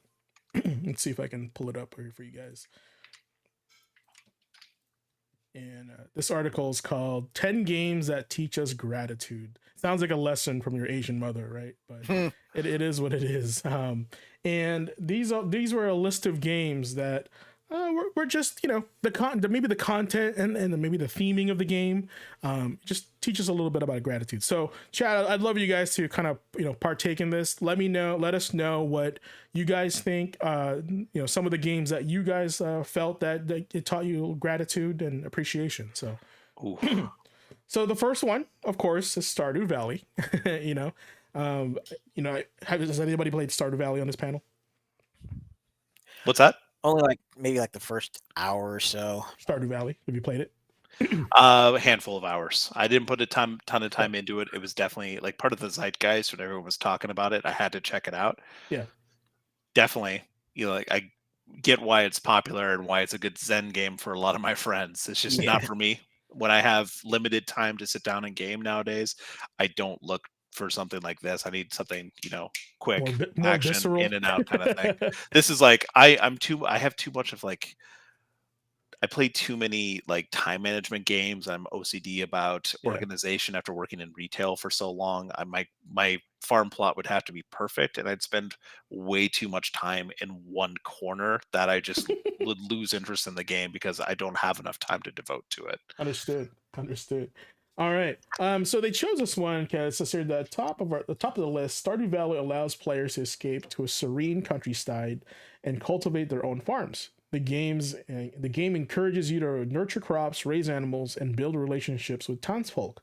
Though its gentle gameplay and interactions, Stardew Valley teaches players to appreciate the simple joys of life and the rewards of hard work. So if you like working outside the clock in the gaming world, play Stardew Valley. That's what I got out of that. So, but it is one of those like, you know, I think didn't this start a new trend, farming simulator type games, right? Oh no, this Stardew Valley was a return to form. There was all those like the Harvest Moon titles that came out, the Rune Factory titles that came out. This was a throwback with its art style to those kind of games. I think it was supposed to like meant to be a spiritual successor to Harvest Moon because we hadn't gotten a release of that in a long time. I do remember that. Yeah, because like, you know, after a while, like stuff tends to just go too crazy and they have to go remind themselves that, hey, this is your roots, and then usually an indie company takes care of that for you, right? To go back, like you said. I think there's a couple other games on this list too that kind of were the same thing, like an older style, like updated or reimagined. Yeah. Well, number 2 is Journey. I actually played this game myself, which is an amazing indie title. Is it still indie technically? But it is super fun. Journey is a breathtakingly beautiful game that emphasizes cooperation and the connection with other players. As you embark on a mysterious and an emotional journey through a stunning world, you'll learn to value companionship and cooperation, fostering gratitude for the bonds you create. I do remember playing this game. You would meet other players, but you weren't able to communicate with them, and you're only able to communicate with them with sound. And so like you would try to like tell somebody to do something, and then all you just teabag or something, like, you know how they used to do back in the day. But I just remember like my experience with this was the color palette is what drives this game emotionally. Music's awesome. and it does literally take you on a journey from this desert all the way to the highest point where see where that the character is, the wanderer is staring at. Mhm. You get to go there later, and it's almost seamless. I don't think there's even a loading screen, which is It crazy. it's pretty crazy, especially it, and yes, it is definitely still like indie. Mhm. I mean, the company signed a deal with Sony, and like Sony put it to the forefront of a lot of their stuff, so Yeah. that's why we kind of associate it. But they were founded on Flow, and then they made Yep. Flower, and then Journey, all three like really experiential kind of like games. I remember Hmm. really liking Flower as well, like for the small game that it was. So yeah, Yeah. very artistically pleasing to play. I mean, you just kind of got drawn in by their worlds. This one I haven't even heard of yet, but this is pretty cool. Kind words, lo-fi chill beats to write to. On the PC, Kind Words is an unusual but heartwarming game that focuses on sending and receiving kind words and messages to other players. It teaches the players the importance of gratitude, empathy, and support in a virtual environment. So, um, it sounds like Pen Pal, the game, from to my understanding. Sounds like it. Yeah. Should be thankful for having a pen pal. Hey, that's true. That's true. How many pen pals do you have? I have 0. So there you go. Speaking of Flower, there it is, number 4 on the list. Flower takes you on a unique journey, controlling a pedal floating in the wind, allowing you to interact with the environment. This game encourages players to appreciate the beauty of nature and serenity it provides. So there is a form of relaxation when you play these games, right? From at least from these guys. Uh, man, I this one and then there was like an underwater one. Maybe it was Abzu. It was Abzu. Yeah, Was it different Abzu? company, but I get what you're saying. Yeah, it's something about like just like the ambiance, just really gets to you. I will say, when my now wife and I first started like living together, she started like reintroducing herself to gaming a little bit, and Flower and Abzu were the first ones she really played with me Hmm. there. So it was really cool to see her, like you said, to connect with these games that are a little bit more about that experience and that kind of like Zen exploration kind of thing. Hmm. No, and you notice too, a lot of these games require a massive world. Like it's almost like an immersive feeling, right? A lot, at least the ones we saw so far. Or Minus, at least one where you have like player agency in, where it felt like yeah, you were connecting with it. It's not just sitting yeah, back and let it happen. it, like what's that cookie clicker? They're called idle something. I can't remember the called. So the fifth one is the Breath of the Wild. Of course, I'm probably one of the few people that have never played it, so it's okay. Breath of the Wild is an open world adventure that encourages exploration, appreciation of the vast, diverse landscapes. As you traverse this wondrous world, you'll develop gratitude for the environment and the thrill of discovery. I feel like a lot of games do this. Like I would argue, Ghost of Tsushima does this really well, right? And one of the things that I really appreciated about the Ghost of Tsushima was that the landscape changed as you progressed through the game, meaning as you liberated more encampments and stuff like that. The destruction that was left of the Mongols is cleaned up, and the scenery becomes more beautiful as you go. And so that I think this is a good way to kind of explain that, whether you appreciate your environment and the thrill of discovery. So I don't know. What about you guys? Any open world games you guys kind of click to with that same feeling? Not necessarily open world, but there is definitely one like when it comes to appreciating the thrill of discovery, there is one that immediately speaks to me.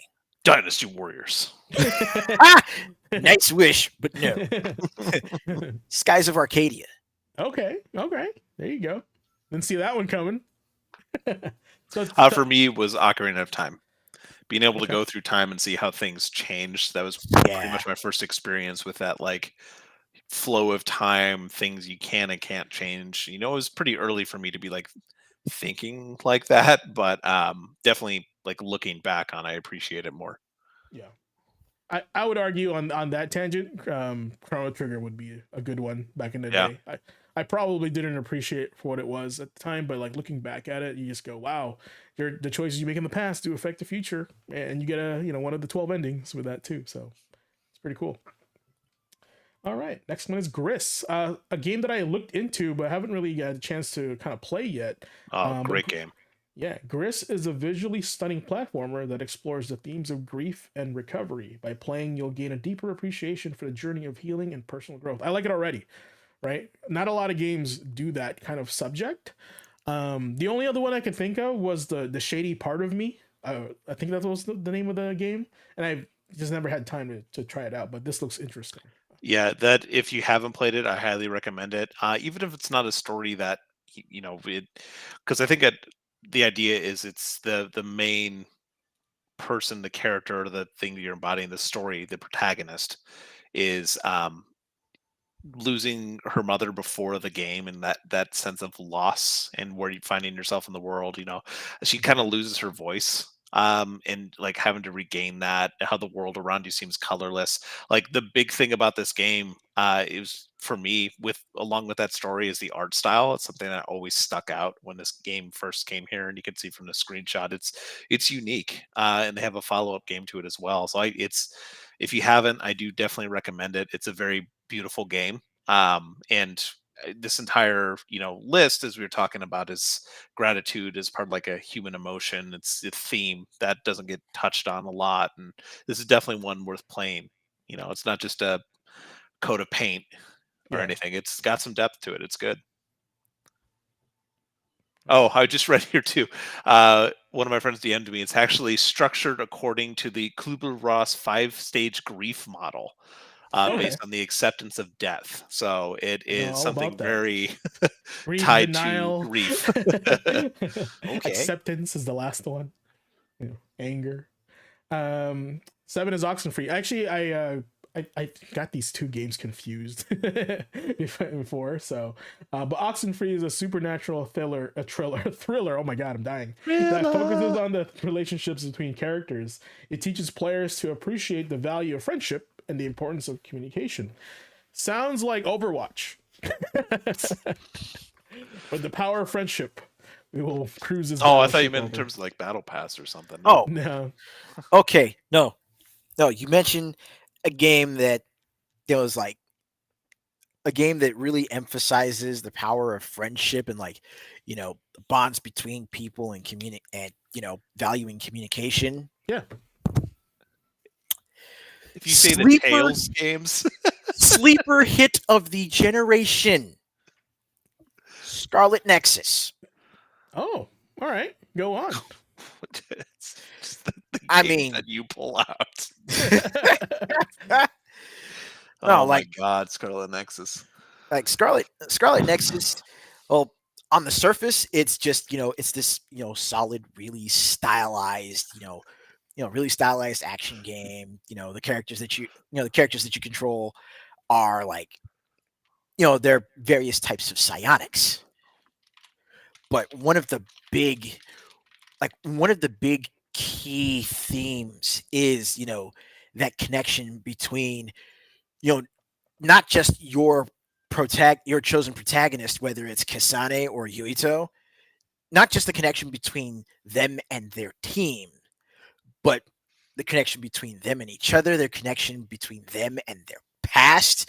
I mean, like literally one of the key one of the key elements in the plot is literally a take on the parable, not the parable, but literally like a take on the folklore of the Japanese red strings of fate. Oh, Scarlet Nexus. Shout out to Your Name, Red String of Fate. Right. There you go. Haven't seen it yet, but I know what it's all about. So. You haven't seen Your Name? I chose Weathering with You instead. Okay. Oh, I mean, good, but dude, like, Counter. I Y'all didn't see literally that live coming, 2 did you? floors above you. Can we watch Your Name? Like, I am down. I own it. I I am don't happy want to to be watch that for sad. you. Come on, man. Hey, you're hopeful by the end of it. You want to I be know. grateful for friendship and feelings. Like, we will watch Your Name together. All I know is I watched Silent Voice and that shit pissed me off. And I love that movie so much. It's coming back to theaters. Those people are nothing. That's all I gotta say. But yeah, I would argue, Ace, that my immediate which game displays friendship and like how that's applied in the game in relationship with that. For some reason, Fire Emblem. When you fight next to next with somebody that in the game, you develop a relationship with them, and you eventually have kids, which become an offspring of the two characters, right? Mhm. And so I think that's just the first thing that comes to mind when I think of like friendship and relationships when it comes to communication. Also, because if you haven't played Fire Emblem, it's a tactical RPG that requires a lots of rock paper scissors, and you definitely need communication within your teammates to get that kind of like make sure nobody dies, because there's a permadeath in the game. So for show. All right, so number 8 is Celeste, and I didn't know too much about this, but I thought this was just a mountain climbing platformer. So I guess there's more. So Celeste is a challenging platformer that tells a touching story about dealing with personal issues. It promotes gratitude for resilience and I'm self-improvement. so disappointed in you. Not only your name, but What just is like, this? oh, what is Celeste? Hey, you know Oh what? my God, there's so many like. I play Space Marine to make myself feel better, okay? Oh, I mean, fair. There's no. You have to stomp out heresy as soon as possible. I get That's it. true. That's true. And the story of brotherhood and loyalty. But yeah, I've seen people play Celeste. It looks amazing. I think I saw a copy of this on the Switch in Best Buy, because they sell limited run games over there. And I thought about adding it to the collection, because one of the things that really get me to buy a Switch game is, one, if it's pixel art, and two, if it's like something casual like this, because it's just a pick up and go kind of like play game. It's if you. Oh, I know you like playing platformers, dude. Like, this is, even if it's not your usual cup of tea, I think it's one of those games that everyone should play. Sure. Whether or not you like directly connect with the protagonist, it's still a story about like anxiety and depression and dealing with that and trying to better yourself despite those feelings. And it's wrapped up in a really good platformer with great music and art. Like, you have to play this one. Okay, I'll play it I on. think I'll play it on stream. do it. There, you heard it first, right here Yeah, from the source. clip it. Don't let him forget, Andre. And actually, Andre, that's probably one of the reasons why I've been dodging Final Fantasy Remake, because I just know when I play that and I hear them talk to each other, I'm just gonna be like, oh, this is so cool. Oh my God. Like, I just can't contain myself. Like, that's why I've been ducking that. And I don't want to look like a sobby wet sponge on stream when Chat, I play that game. if you Fair. follow GQ, do not let him forget. Like, there's a couple things on this Every list you need to time you play Celeste, bro. Yeah, tell me on X. Well, this is one that's been on the docket also. Undertale. It's an RPG. Undertale is a unique RPG that allows players to choose between violence and non-violence. I like that already. Opting for the pacifist route fosters a sense of gratitude for empathy and understanding. Now, I've always thought about this as younger GQ, where like, I wonder if they will ever make a game where you choose to like not fight but to reason. And is this true to that statement? Has anybody played Undertale here? I haven't played it, but I have watched enough walkthroughs from start to finish, and yes, I would agree. This would definitely be that. Little Big Head says, I wonder if there's a game that actually allows you to play through it just reasoning instead of fighting. Oh. Undertale would be it.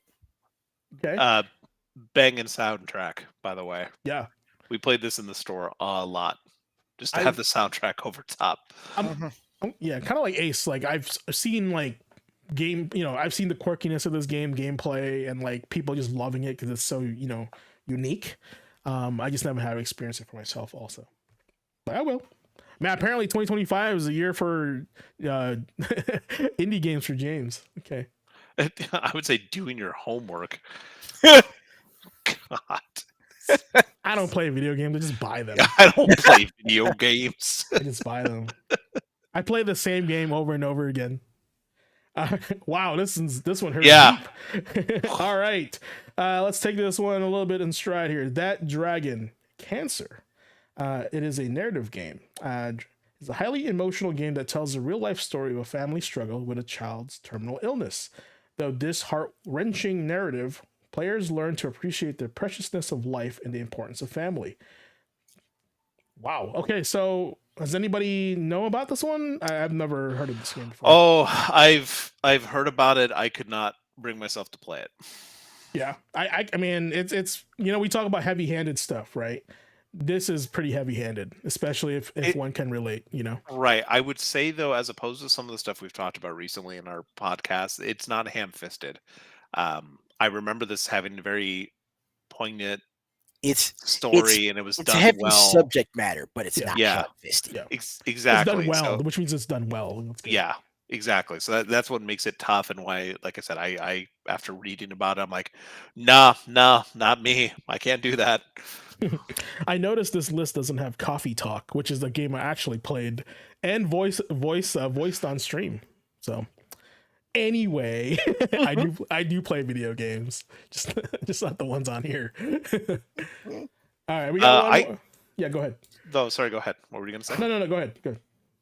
I was just gonna say, there's actually, as we're going through this, there's another game that, on the same thought of like video games that teach us gratitude. There's actually a game that's not on this list because I believe it's just a 10, right? That you linked. I Mhm. believe so. Yep, 10. Yeah.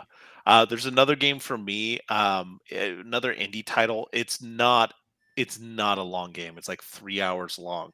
But it really was one of those titles that had me, especially at like our age, thinking about sentimentality and the things that we think we need to hold on to as we go through different stages in our life. And that was the game Unpacking.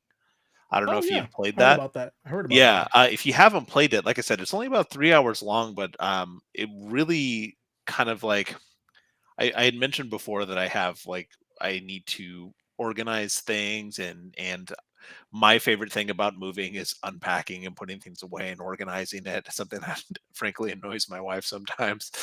Um, but I tend to hold on to a lot of things I feel are like I have like a sentimental connection to. So Hmm. this game, although only 3 hours long, it tells a story of this girl who grows up and has a extremely bad breakup, and as you're putting away your things, you come across your ex's things. I'm sure some of us have done the same in relationships that we've had. So this idea that you're coming across stuff, what do you hold on to from your childhood? What are like books or games, or like we talk about retro video games a lot? What do you continue to bring with you? What is your idea of, you know, why can't this come along with me? Why should I keep this? Why shouldn't I keep this? It feels important to me, so I think it's important to this person as Yeah. well. It's kind of like how you kind of approach it. They did some interviews, the team behind it, some interviews as well, kind of talking about that. What is home really, is like what we make of it. So if you want to talk about like gratitude and emotion, things as we get older, that sentimentality, that nostalgia that we have, I highly recommend playing it if you can get it on a good discount. Like I said, again, it's only about 3 hours long, but I really enjoyed it. It's definitely worth playing through once. It's got that kind of like pixel art style, but you go through this person's stages in life, like their childhood room, and then like as they get a little bit older, their teen years, and it's like during the 90s, and there's some retro video games in there. So it's like this person, I felt like I was growing up with them and seeing their life as it went along, and that's what I loved about it, is I could see some things that were similar to what I had. Yeah. And you saw that when they had their own place after the breakup, they like broke back out their childhood stuff because they don't have their partner stuff, to put around their home. So yeah, it's I think it should belong on that list. I know it's not gonna be this big splash in the gaming industry, but it's something I really appreciated, just kind of seeing. So Andre said, I think another game that clicked me when I went through some shit was Red Dead 2. Wow. And so are you saying that like that was the game you played while you were going through some stuff?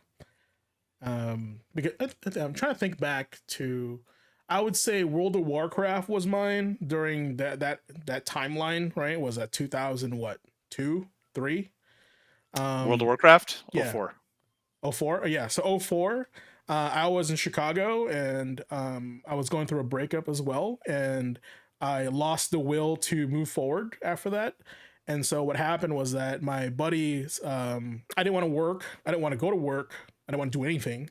So my buddy said, "Hey man, come stay in my basement." Yeah, shout out to David. Come stay in my Stay in my basement basement. and until you figure it out.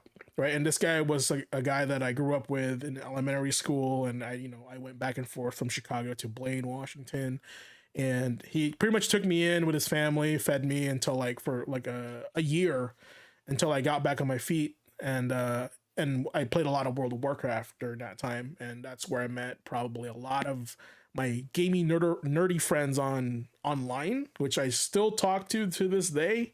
Most of them were girls, and they're all pretty good, and they don't play anymore. But I did develop a friendship and a relationship with them before the internet was such a big mess as it is now.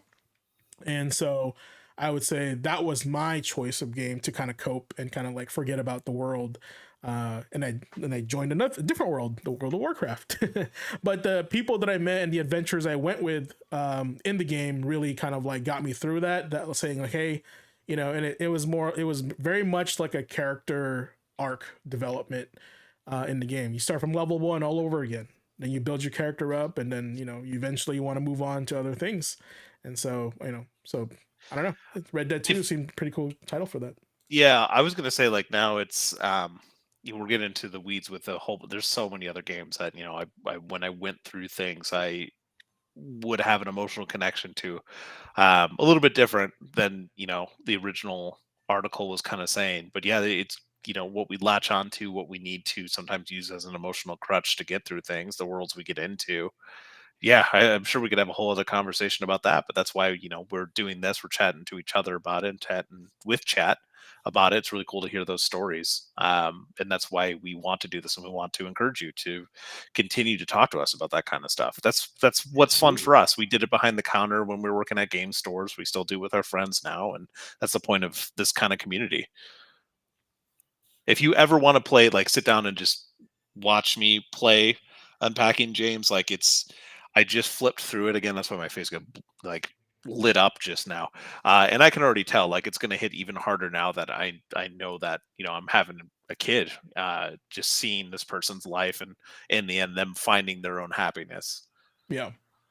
Yeah, no, and I feel like going back to certain games really hits different in different portions of your life, right? That it Like, does. I mean, oh, you mentioned Chrono Trigger earlier. Like, it was it was pretty recently that, well, okay, not pretty recently, but it was like 20, God, I want to say 2019, 2020. It was a couple years back, but I had sat down and I, played through Chrono Trigger like from start to finish on stream. And like even now, like I think back to it, and I think back to, how I felt, especially like after finishing the game and just, getting to that ending, and then just like the moment those first couple of notes started playing during the end credits, man, the waterworks came the fuck out. Like it's hell, even thinking about it now, I'm kind of getting misty eyed a little bit because it's just, again, the themes in that game hit different when you're older, but it's also bringing back those, it's also bringing back memories and bringing back those, those feelings that you think you had lost. That, I guess, gratitude for the journey that you've taken up to that point. And yeah, just it hit, it hits home, and it hits home at an angle that you will never expect. yep. Like I said, I'm going back to FF7 remake. I'm dodging that game just because I know it's gonna wreck me when I play it, right? Like, cause that was a time during where um RPGs were like my books, right? On the PlayStation, instead of reading a book, you play an RPG. Then you read the story, and you're playing the character instead of reading about the character. You're playing the character. Right? And this was during high school, and when Seven came out, and my parents were going through a divorce, so it's like, so to me, like, I stuffed my face into Final Fantasy 7, right? And I kind of like, I want to forget about the world. I'm just going to play this game. And so But yeah, these are the reasons why I'm thankful for a lot of these games, and that's kind of why I'm, like I said, my history Final Fantasy VII Remake, because almost, when I was a kid, I dreamt of the day where cutscenes were the gameplay. Like if you watch the cutscenes of Final Fantasy VIII, like the intro to Final Fantasy VIII, I told myself one day games will look like this as you play it, and we are at that point, dudes and dudettes, that games are at that point where they look like the cutscenes now. And it's almost crazy to think that little James, 13, 14-year-old James, was right. And so I'm kind of going, if I had to go to the past and say, hey dude, we did it. We did it, man. Like that just sends me shivers down my spine, the fact that we're there, you know. So. I'd have to go talk to my younger self and say, I'm really upset that Nick Arcade didn't get more real. First of all those kids were stupid. Hot take. They were, man, I was always like, I can do better than that. You know, but I think mostly I was triggered by Legends of the Hidden Temple, and I was like, these kids don't know what they're doing. So that's, I mean, clearly Nick brought up a sore subject in my life. But more core memories there unlocked. you go, triggered, man. There's a lot Nick of things happening tonight. Legends of the Hidden Temple and Guts. All right, so I know we're a little bit over tonight, but I appreciate you guys hanging out, and we're going to cover a few more things here, especially what we promised. Ace and I are going to cover a little bit of our experience with Exoprimal. So we actually just finished the game not long ago, and the reason why I'm bringing this up is because this was probably a game that I thought I would have never bought nor enjoyed. Yet, same. As I installed it and played it, I was going, wow, you know what? If I listened to the reviews of this game and I listened to all the articles slamming this game, I probably wouldn't have put my time into it. But I beat it. I beat the campaign. I enjoyed it thoroughly. Matter of fact, I enjoyed it so much, I told Ace about it to go check it out. Then he enjoyed it thoroughly, and now we're talking about it on Gaming Academy. So, you know, and Ace, I kind of want to hear like what your takeaways are from this game, because like, you know, I wouldn't have paid for this game for $60, but I definitely got my $20 worth with my copy. So what do you think? Same here. And I even mentioned it back when Exoprimal was first announced last year. You know, I was like, the game looks cool, but it wasn't hitting me for $60. But seeing it on sale, and then also, at your urging, the mention of Tonfas and your character's name is Ace. It's like, you know what? Okay, fine. I'll do it. And I'll put it to you this way. I enjoyed this game so much that I talked 2 other people into getting it. Because I know Chop was sitting down to play a little bit of Exoprimal. And also one of my really close friends that I was able to reconnect with, especially like back over my birthday weekend. One of my really close friends from up here that I was able to reconnect with, she's getting into Exoprimal now. And that's fantastic. She's maining Nimbus Alpha, I believe. Yeah, okay. Nimbus Alpha with the shotguns. Yeah. My main, surprisingly enough, was not Zephyr. Who was it? Like Zephyr's my pocket main. Zephyr's my second, but Murasame took the cake for me. But yeah, the gameplay loop is incredibly fun, and the loop and premise of Exoprimal is actually it's pretty. Okay, how can I summarize this? I'm trying to remember how I summarized it. I think it was like Dino Crisis and Warframe have a baby and then get caught up in a back alley brawl with Groundhog Day. Groundhog Day and Edge of Tomorrow. Yep, that's pretty much it. And speaking of Groundhog Day and Edge of Tomorrow, the way that Exoprimal's narrative handles time travel and, you know, variant and converging timelines, it is really cool to actually sit down and see it play out as you're gathering the lost data and like piecing together the story and putting together that high-tech version of Charlie Day's freaking conspiracy map. That's true. No, It's like, it is wild.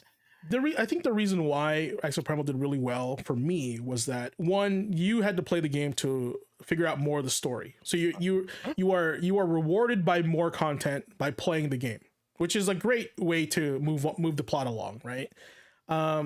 Two, it's like choose the way you play. And honestly, guys, I'm not trying to sugarcoat anything. This is Capcom's answer to Overwatch. It is clearly kind of like there's little things in there that make you go, wow, this is pretty much Overwatch with dinosaurs and horde mode, right, put together. And it really was. It came out during that time. It was made during that time.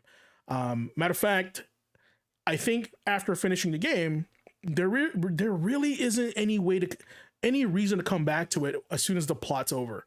Just because the way the plot ended doesn't really coincide with the way the gameplay loop, right? It doesn't it tidies itself up really nice. There really aren't any loose ends from what I can remember. Yeah, and like I said, once you finish the story, like there is there is a reason to come play it, but there's nothing tied to said story anymore, right? Because it's about time travel, it's about multiverse, right? So you're just another warrior from a different multiverse playing this endless battle, pretty much. And so I think that's where the weak point is in Exoprimal is, but this is an arcade shooter, and even if you don't like shooting, there's melee in the game. There's support roles. There's tank roles, right? Mhm. So play in your own way possible. Long story short, not for 60, but for $20, there's a lot of game in here for $20. I probably got 20, 30 hours plus on this game, right? Oh, And then yeah. and for $20, that's less than $1 an hour. you know? So that's crazy how much value I got at this game. There's no need to get the DLC except for cosmetics, which is great, right? And everything is unlockable through loot box or just pure grinding. So $20, it's a buy for me. Yeah, Apparently for definitely. Ace, 15. Definitely 50, at 15, $20, Exoprimal is right there in that sweet spot. Right on. Right on. Well, I would say the next game is probably something we're all looking forward to next month or 2 months from now. Is a good old DWO Origins. I had some time with the demo, and I think a lot of people in chat had some time with the demo as well. So I kind of wanted to share with you guys and have a discussion to talk about, is Dynasty Warriors back and better than ever before? So Ace, I'll let you take the floor, and I think you have something to share with us also. Is Dynasty Warriors back and better before?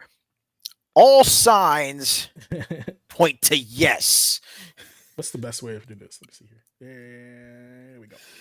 So, yeah, got this bad boy up on the PS5 right now, but Dynasty Warriors Origins, to best describe it, it's Koei Tecmo taking everything that they have developed, the techniques that they have fostered and they have learned and perfected over the course of their time, focusing on more games like Neo and The Last Ronin and Wild Hearts even, and tying that all together and applying it to the franchise that is basically their bread and butter. Like Dynasty Warriors Origins is for Koei Tecmo what Armored Core 6 is for From Software. I would say as Ace pulls this up, everyone's probably thinking, how is this different than all the other Dynasty Warriors games that's been released, right? Because after I would say over 10 games and different variations and iterations of Warriors games, right? This one specifically Dynasty Warriors, focusing the Romance of the Three Kingdoms. This game is a reset to the formula. And the reason why I say that is because I felt like there's two modes in this game, right? The first mode is your typical one where you're battling the hordes of enemies on the screen, as Ace will demonstrate here soon here. But then as you get to the more integral fights with other generals and other officers, the gameplay changes a little bit. Matter of fact, I kind of use the example of that, but when you get to an important character boss, like it could be a general or a high-powered officer, right? It becomes like a Dark Souls fight or like a Neo fight, right? And I played this on standard and hero mode, which is the hard mode. And if you really want the Dark Souls experience that I'm mentioning, play it on hero mode where you can die in like 2-3 hits. Oh yeah. Right. And the thing that I got, and by the way, I died a lot in this game when I played it. Right. And I watched you a couple times on your stream. And I was not frustrated, surprisingly. I was more like excited, the fact that it was different and it was difficult.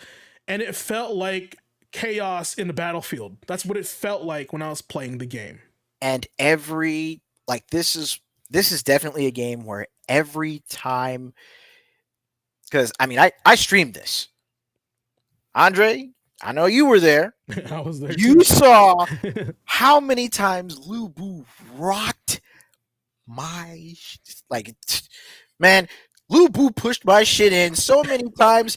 His foot was a colostomy bag for me. That's how bad it was. But every single time I took that L, it felt, it wasn't frustration so much as real, you were able to really quickly and, quite accurately discern where it was that you slipped up, right? I mean, it's weird. It's like, there's some games where, you wind up losing and your immediate response is, that's bullshit, or that's cheap, or, why the hell are those throw loops still in the game? Street Fighter 6, I'm looking at you.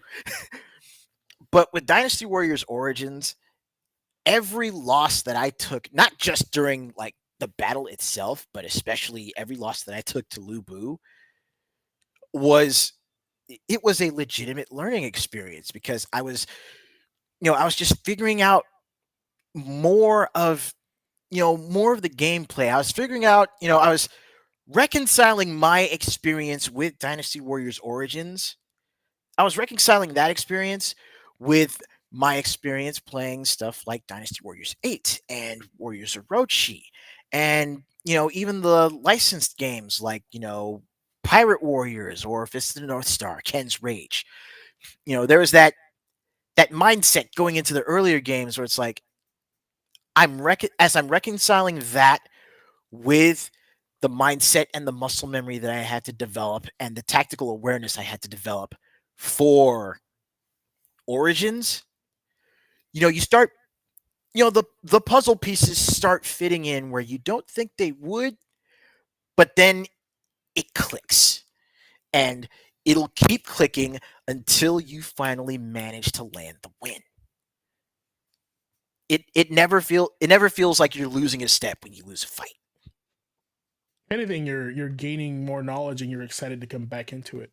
And actually, I kind of wanted to jump into that because something they added, and I'm not sure if this is a new thing, but the game gives you now certain checkpoints where there's certain things that happen in the game. So when you lose, you have the ability to go back to a certain point in the battle to maybe change up your tactic, maybe to change up, it's almost like rewinding back in time. Mm-hmm. Kind of like, I'm kind of stuck right here. Well, let's go back three pivotal moments in your fight.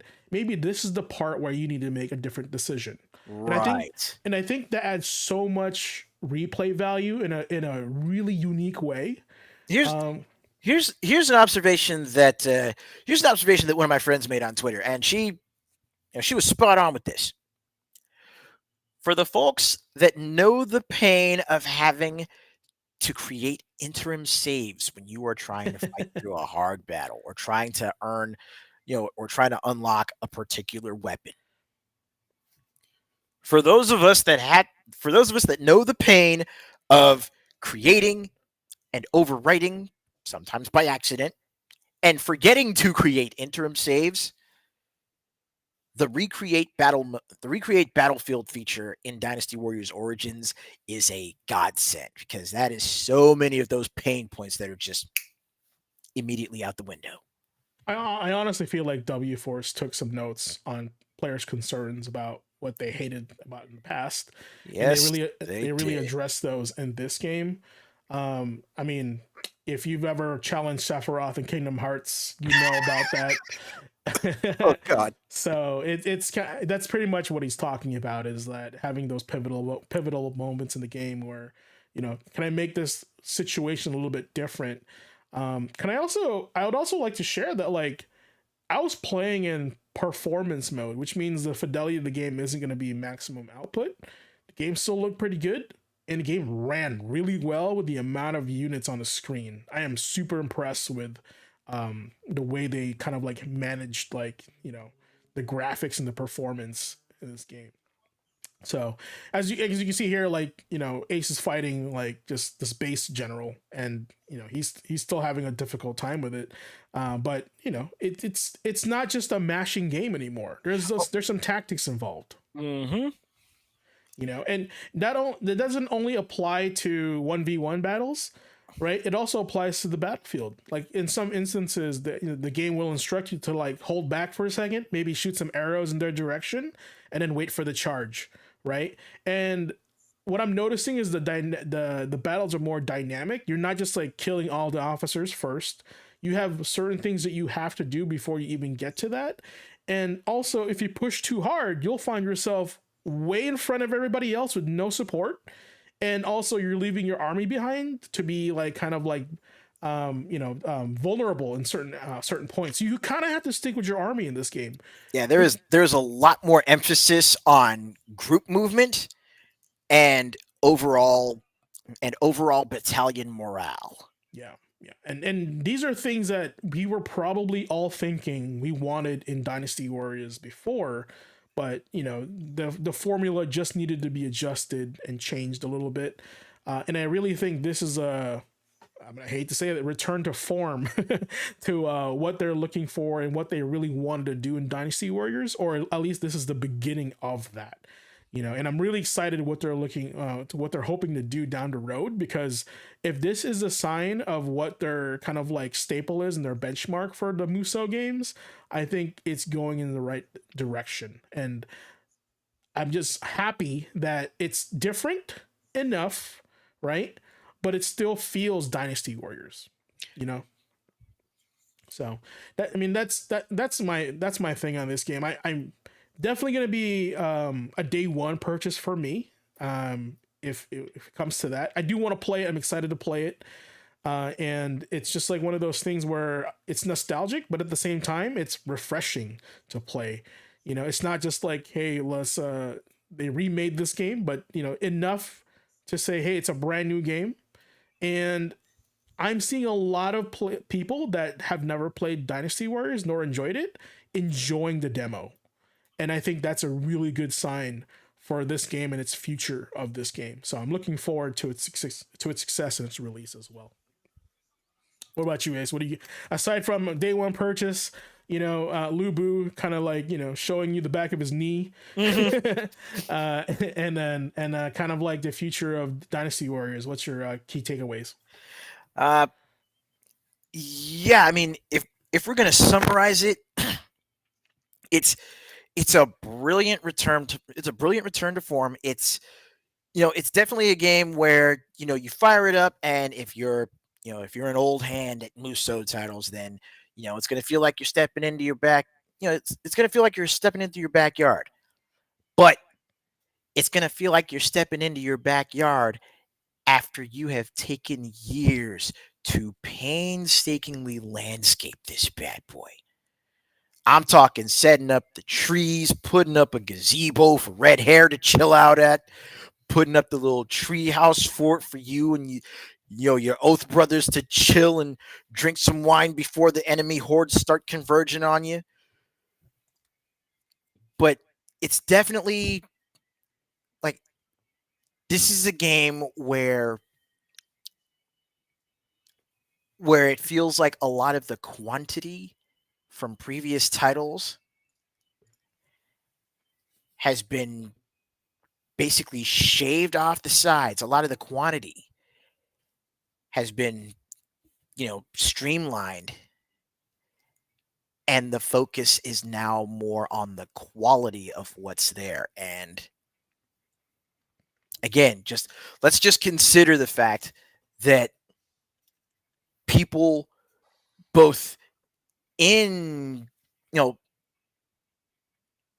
not just people who are, popular or, have a greater influence on the gaming zeitgeist as a whole are actually taking a look at this demo and going, you know what? I think I might actually want to play this. But I mean, again, a good chunk of you in the chat are, some of my regulars over at my place. And hell, I'll I'll tell you this, GQ. Chop, he actively avoided the PlayStation 2, right? He actively avoided the PlayStation 2 because of its hand in killing the Dreamcast. Oh, So he never got his hands on a Dynasty Warriors game. He picked up the demo for Origins and he's like, now I see what I have been missing out on. I am a fan. I want to get this game. It is definitely a game that has people that have not played and played Musou games in the past excited, which as a gamer and a fan excites me that now I get to kind of share that excitement with other people that have no idea what this is about. Mm-hmm. That's and awesome. And then going back to, a particular game that had its anniversary this week, Dynasty Warriors 3. Dynasty Warriors 3 is the game that really got me into the series. Thanks to, of course, sitting down and playing through it with my brother and one of his squad mates back when he was in the Marines. I'm excited to pick up this game and then on Easter, fly out to Arizona for my family reunion and take my PS5 with me so that way I can plop this bad boy down, sit down with my brother and go, hey, let me reintroduce you to Dynasty Warriors. Let me be the one to put you on the stick now. It's a great sort of full circle moment. Not just for me personally as, as a Musou specialist, as a gamer, but just as an individual, because this, Dynasty Warriors is definitely one of those games that really helped me bond with my brother. Actually, Dynasty Warriors and Chrono Trigger were the two big ones. And again, being able to actually get this new game, what's effectively a new generation of Dynasty Warriors, and show this to my brother, but also get the chance to sit down and play this with my nephews who are actually old enough to get into more of these games but now too.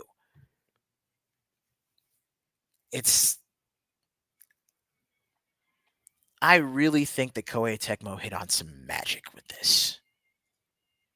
It really feels like they took their time and said, let's do this right.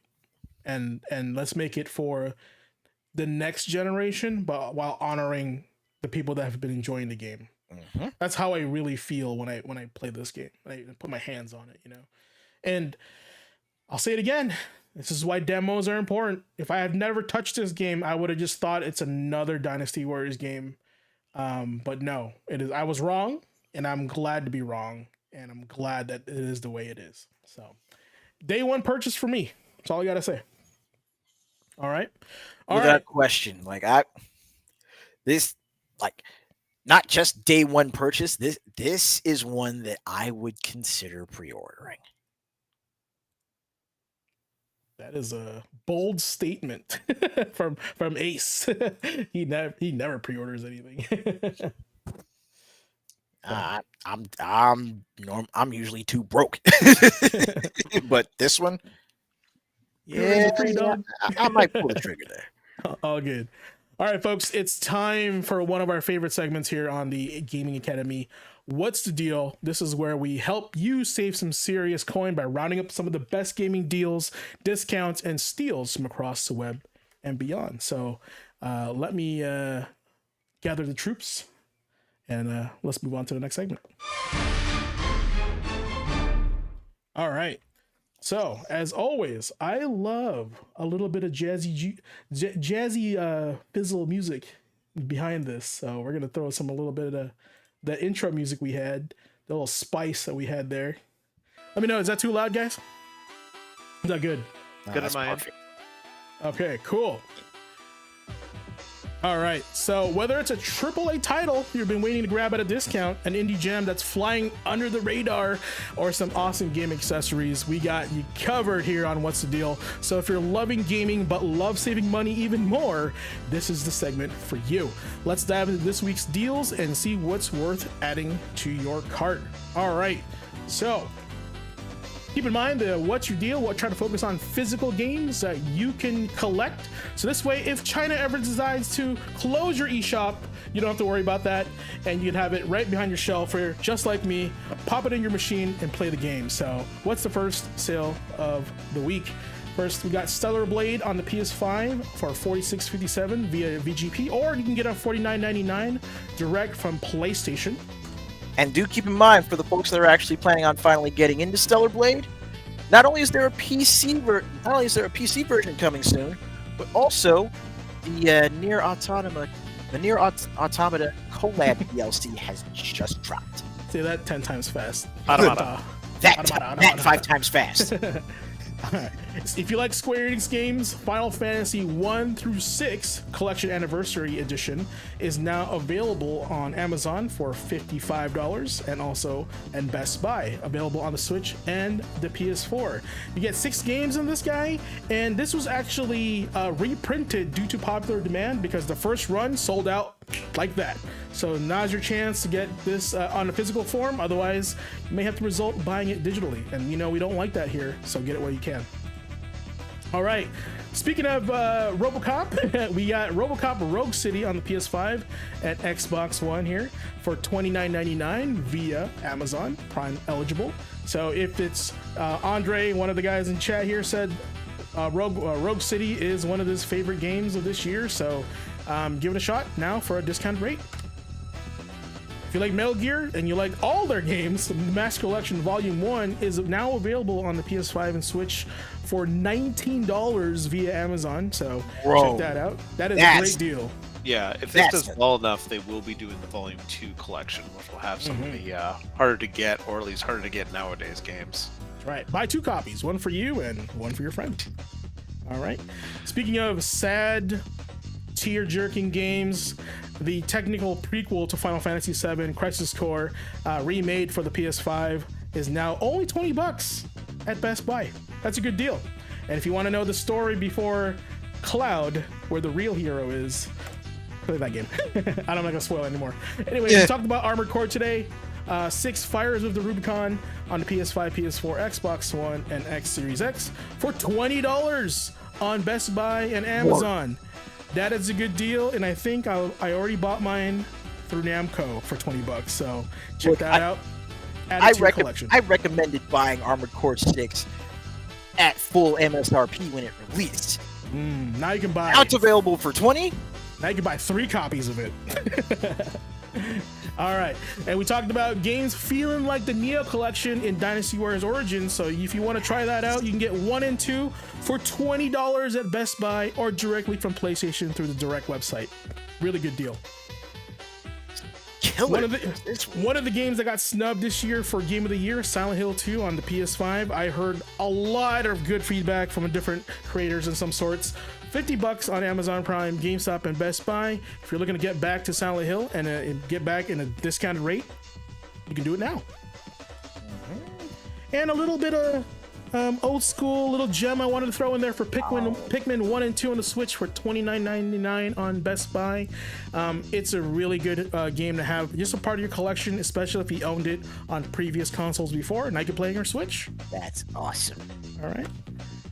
And for those that love anime and demon slaying and demonic spirits, Jujutsu Kaisen Curse Clash on the Switch, PS5, Xbox One, Series X for $20 via Amazon. These are also available on the Namco Bandai store if you want to support them directly. That's where I got my copy. And for $20, it's a good game. And also, one of the first games we reviewed on the channel, Double Dragon Gaiden Rise of Dragons for the PS5, only specifically the PS5 unfortunately, is $19.94 via Amazon Prime eligible. So if you didn't get a chance to get this copy before and you want a copy on the PS5, I do own it on the Switch. Pick it up now for less than $20. It's a good deal. All right. And guys, that is What's the Deal. We just kind of blazed through those. Oh. Nick's got something. Yeah, for sure.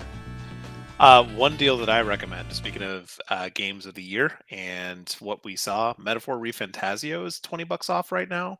I think it's $49. That's a distributor price, so all the major retailers should be selling it. I know that our local store up here Reset, so that means AC as well is selling it for that price. So it's $49 right now for Metaphor, which is a fantastic game, great style, and it's kind of being talked about a lot right now. So it's on sale for Black Friday. I think it's already on sale right now. Yeah, I think Sega right now is having a big sale because last week we talked about all the Yakuza games and Ishin and stuff like that. Yeah, so definitely, I'm throwing that on the heap as one I definitely recommend checking out for that price. $20 off, it's worth it. Also nominated for Game of the Year, so that's good stuff. Also, if you want to buy anything on the list on What's the Deal today, if you use our Amazon affiliate link below, using that link and buying anything out of your cart will help directly contribute to the stream. So if you want to support the stream and you want to do it a simple way while we offer you the deals, use that link. Okay, awesome. All right, wow, man. So I swear this show's just getting longer and longer, and I don't know. I think chat's okay with that. So yeah, I'm thinking so long as we can at the very least keep it between 2 and 2.5 hours, we should be good. We should be like as long as right the content is good, Ace. If Not people are just having time, fun, quality. If people are having fun, there's no worries in that. So, but I do appreciate people that stick around, show up, and contribute and interact with us. It keeps the stream super fun and interesting. It actually brings more ideas to the table, so we can talk about more stuff as well. So, I always welcome that. Class participation is always appreciated. Yeah, you don't even have to raise your hand. We just call you out in chat. So, next week. It is December and it's that time of the year. So I would like to say that it is also birth month for me as well. I don't know. We'll have to check the calendar, but we got another month of Gaming Academy, and I don't know what's going to happen after that. And but we'll see what happens. And if you guys are loving it, please, we'd like to hear your feedback. Message us on all forms of social media. I'm on X. I'm on Facebook. I'm on Twitter or X, Instagram. All the above. YouTube, leave some comments on the videos. I've been uploading more reels and videos as well, clips, and I've been trying to update the YouTube channel more often. Love to hear your comments about that or what you want to see from the show. So I don't know. How about you guys? What kind of things you guys, I guess, looking forward to in 2025? Well, there is actually one thing that I'm looking forward to before 2025, and I think Andre mentioned it last week, but December, Freedom Wars. Freedom Wars Remaster is coming next month, and if that's the case, then yeah, we can definitely get into streaming and talking about that, especially here in class. But definitely, like, honestly, just the way this has been going, and with everything that we've got to look forward to gaming wise in 2025. I'm looking forward to more sessions. I'm looking forward to, I'm looking forward to just getting more people in here to contribute, not just through not just through the chat, but also even maybe you know maybe reaching out to maybe reaching out to a guest panelist or two. What's up, Amelia Jackson?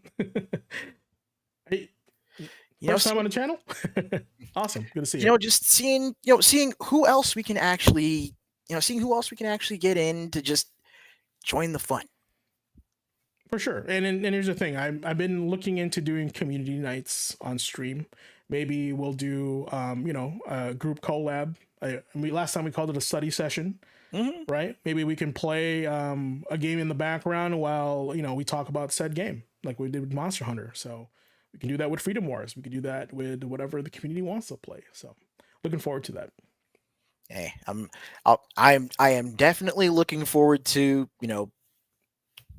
as we keep the show growing, especially once April hits. I am definitely looking forward to Study Hall with City of the Wolves. I think you got something planned for that, and we're just not telling everybody yet. That's okay.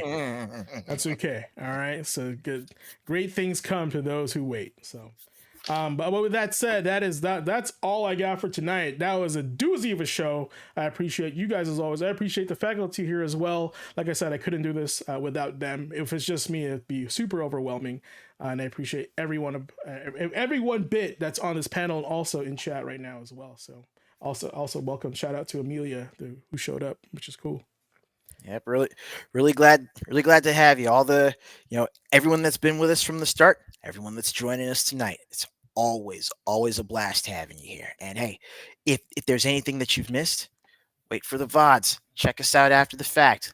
Leave your comments, leave your stories, your memories. Share that stuff with us, so that not only does it enrich us as individuals hearing about, the hype that other gamers have for the games that we love, but it'll also enrich the podcast. Maybe we'll find someone else that has played more Dynasty Warriors than you, and we'll bring him on panel, and we can have a true discussion about who's the strongest. I want somebody that's all about Samurai Warriors and just incredibly hates Ace. I want to invite that person. The community has homework. Let's find this person.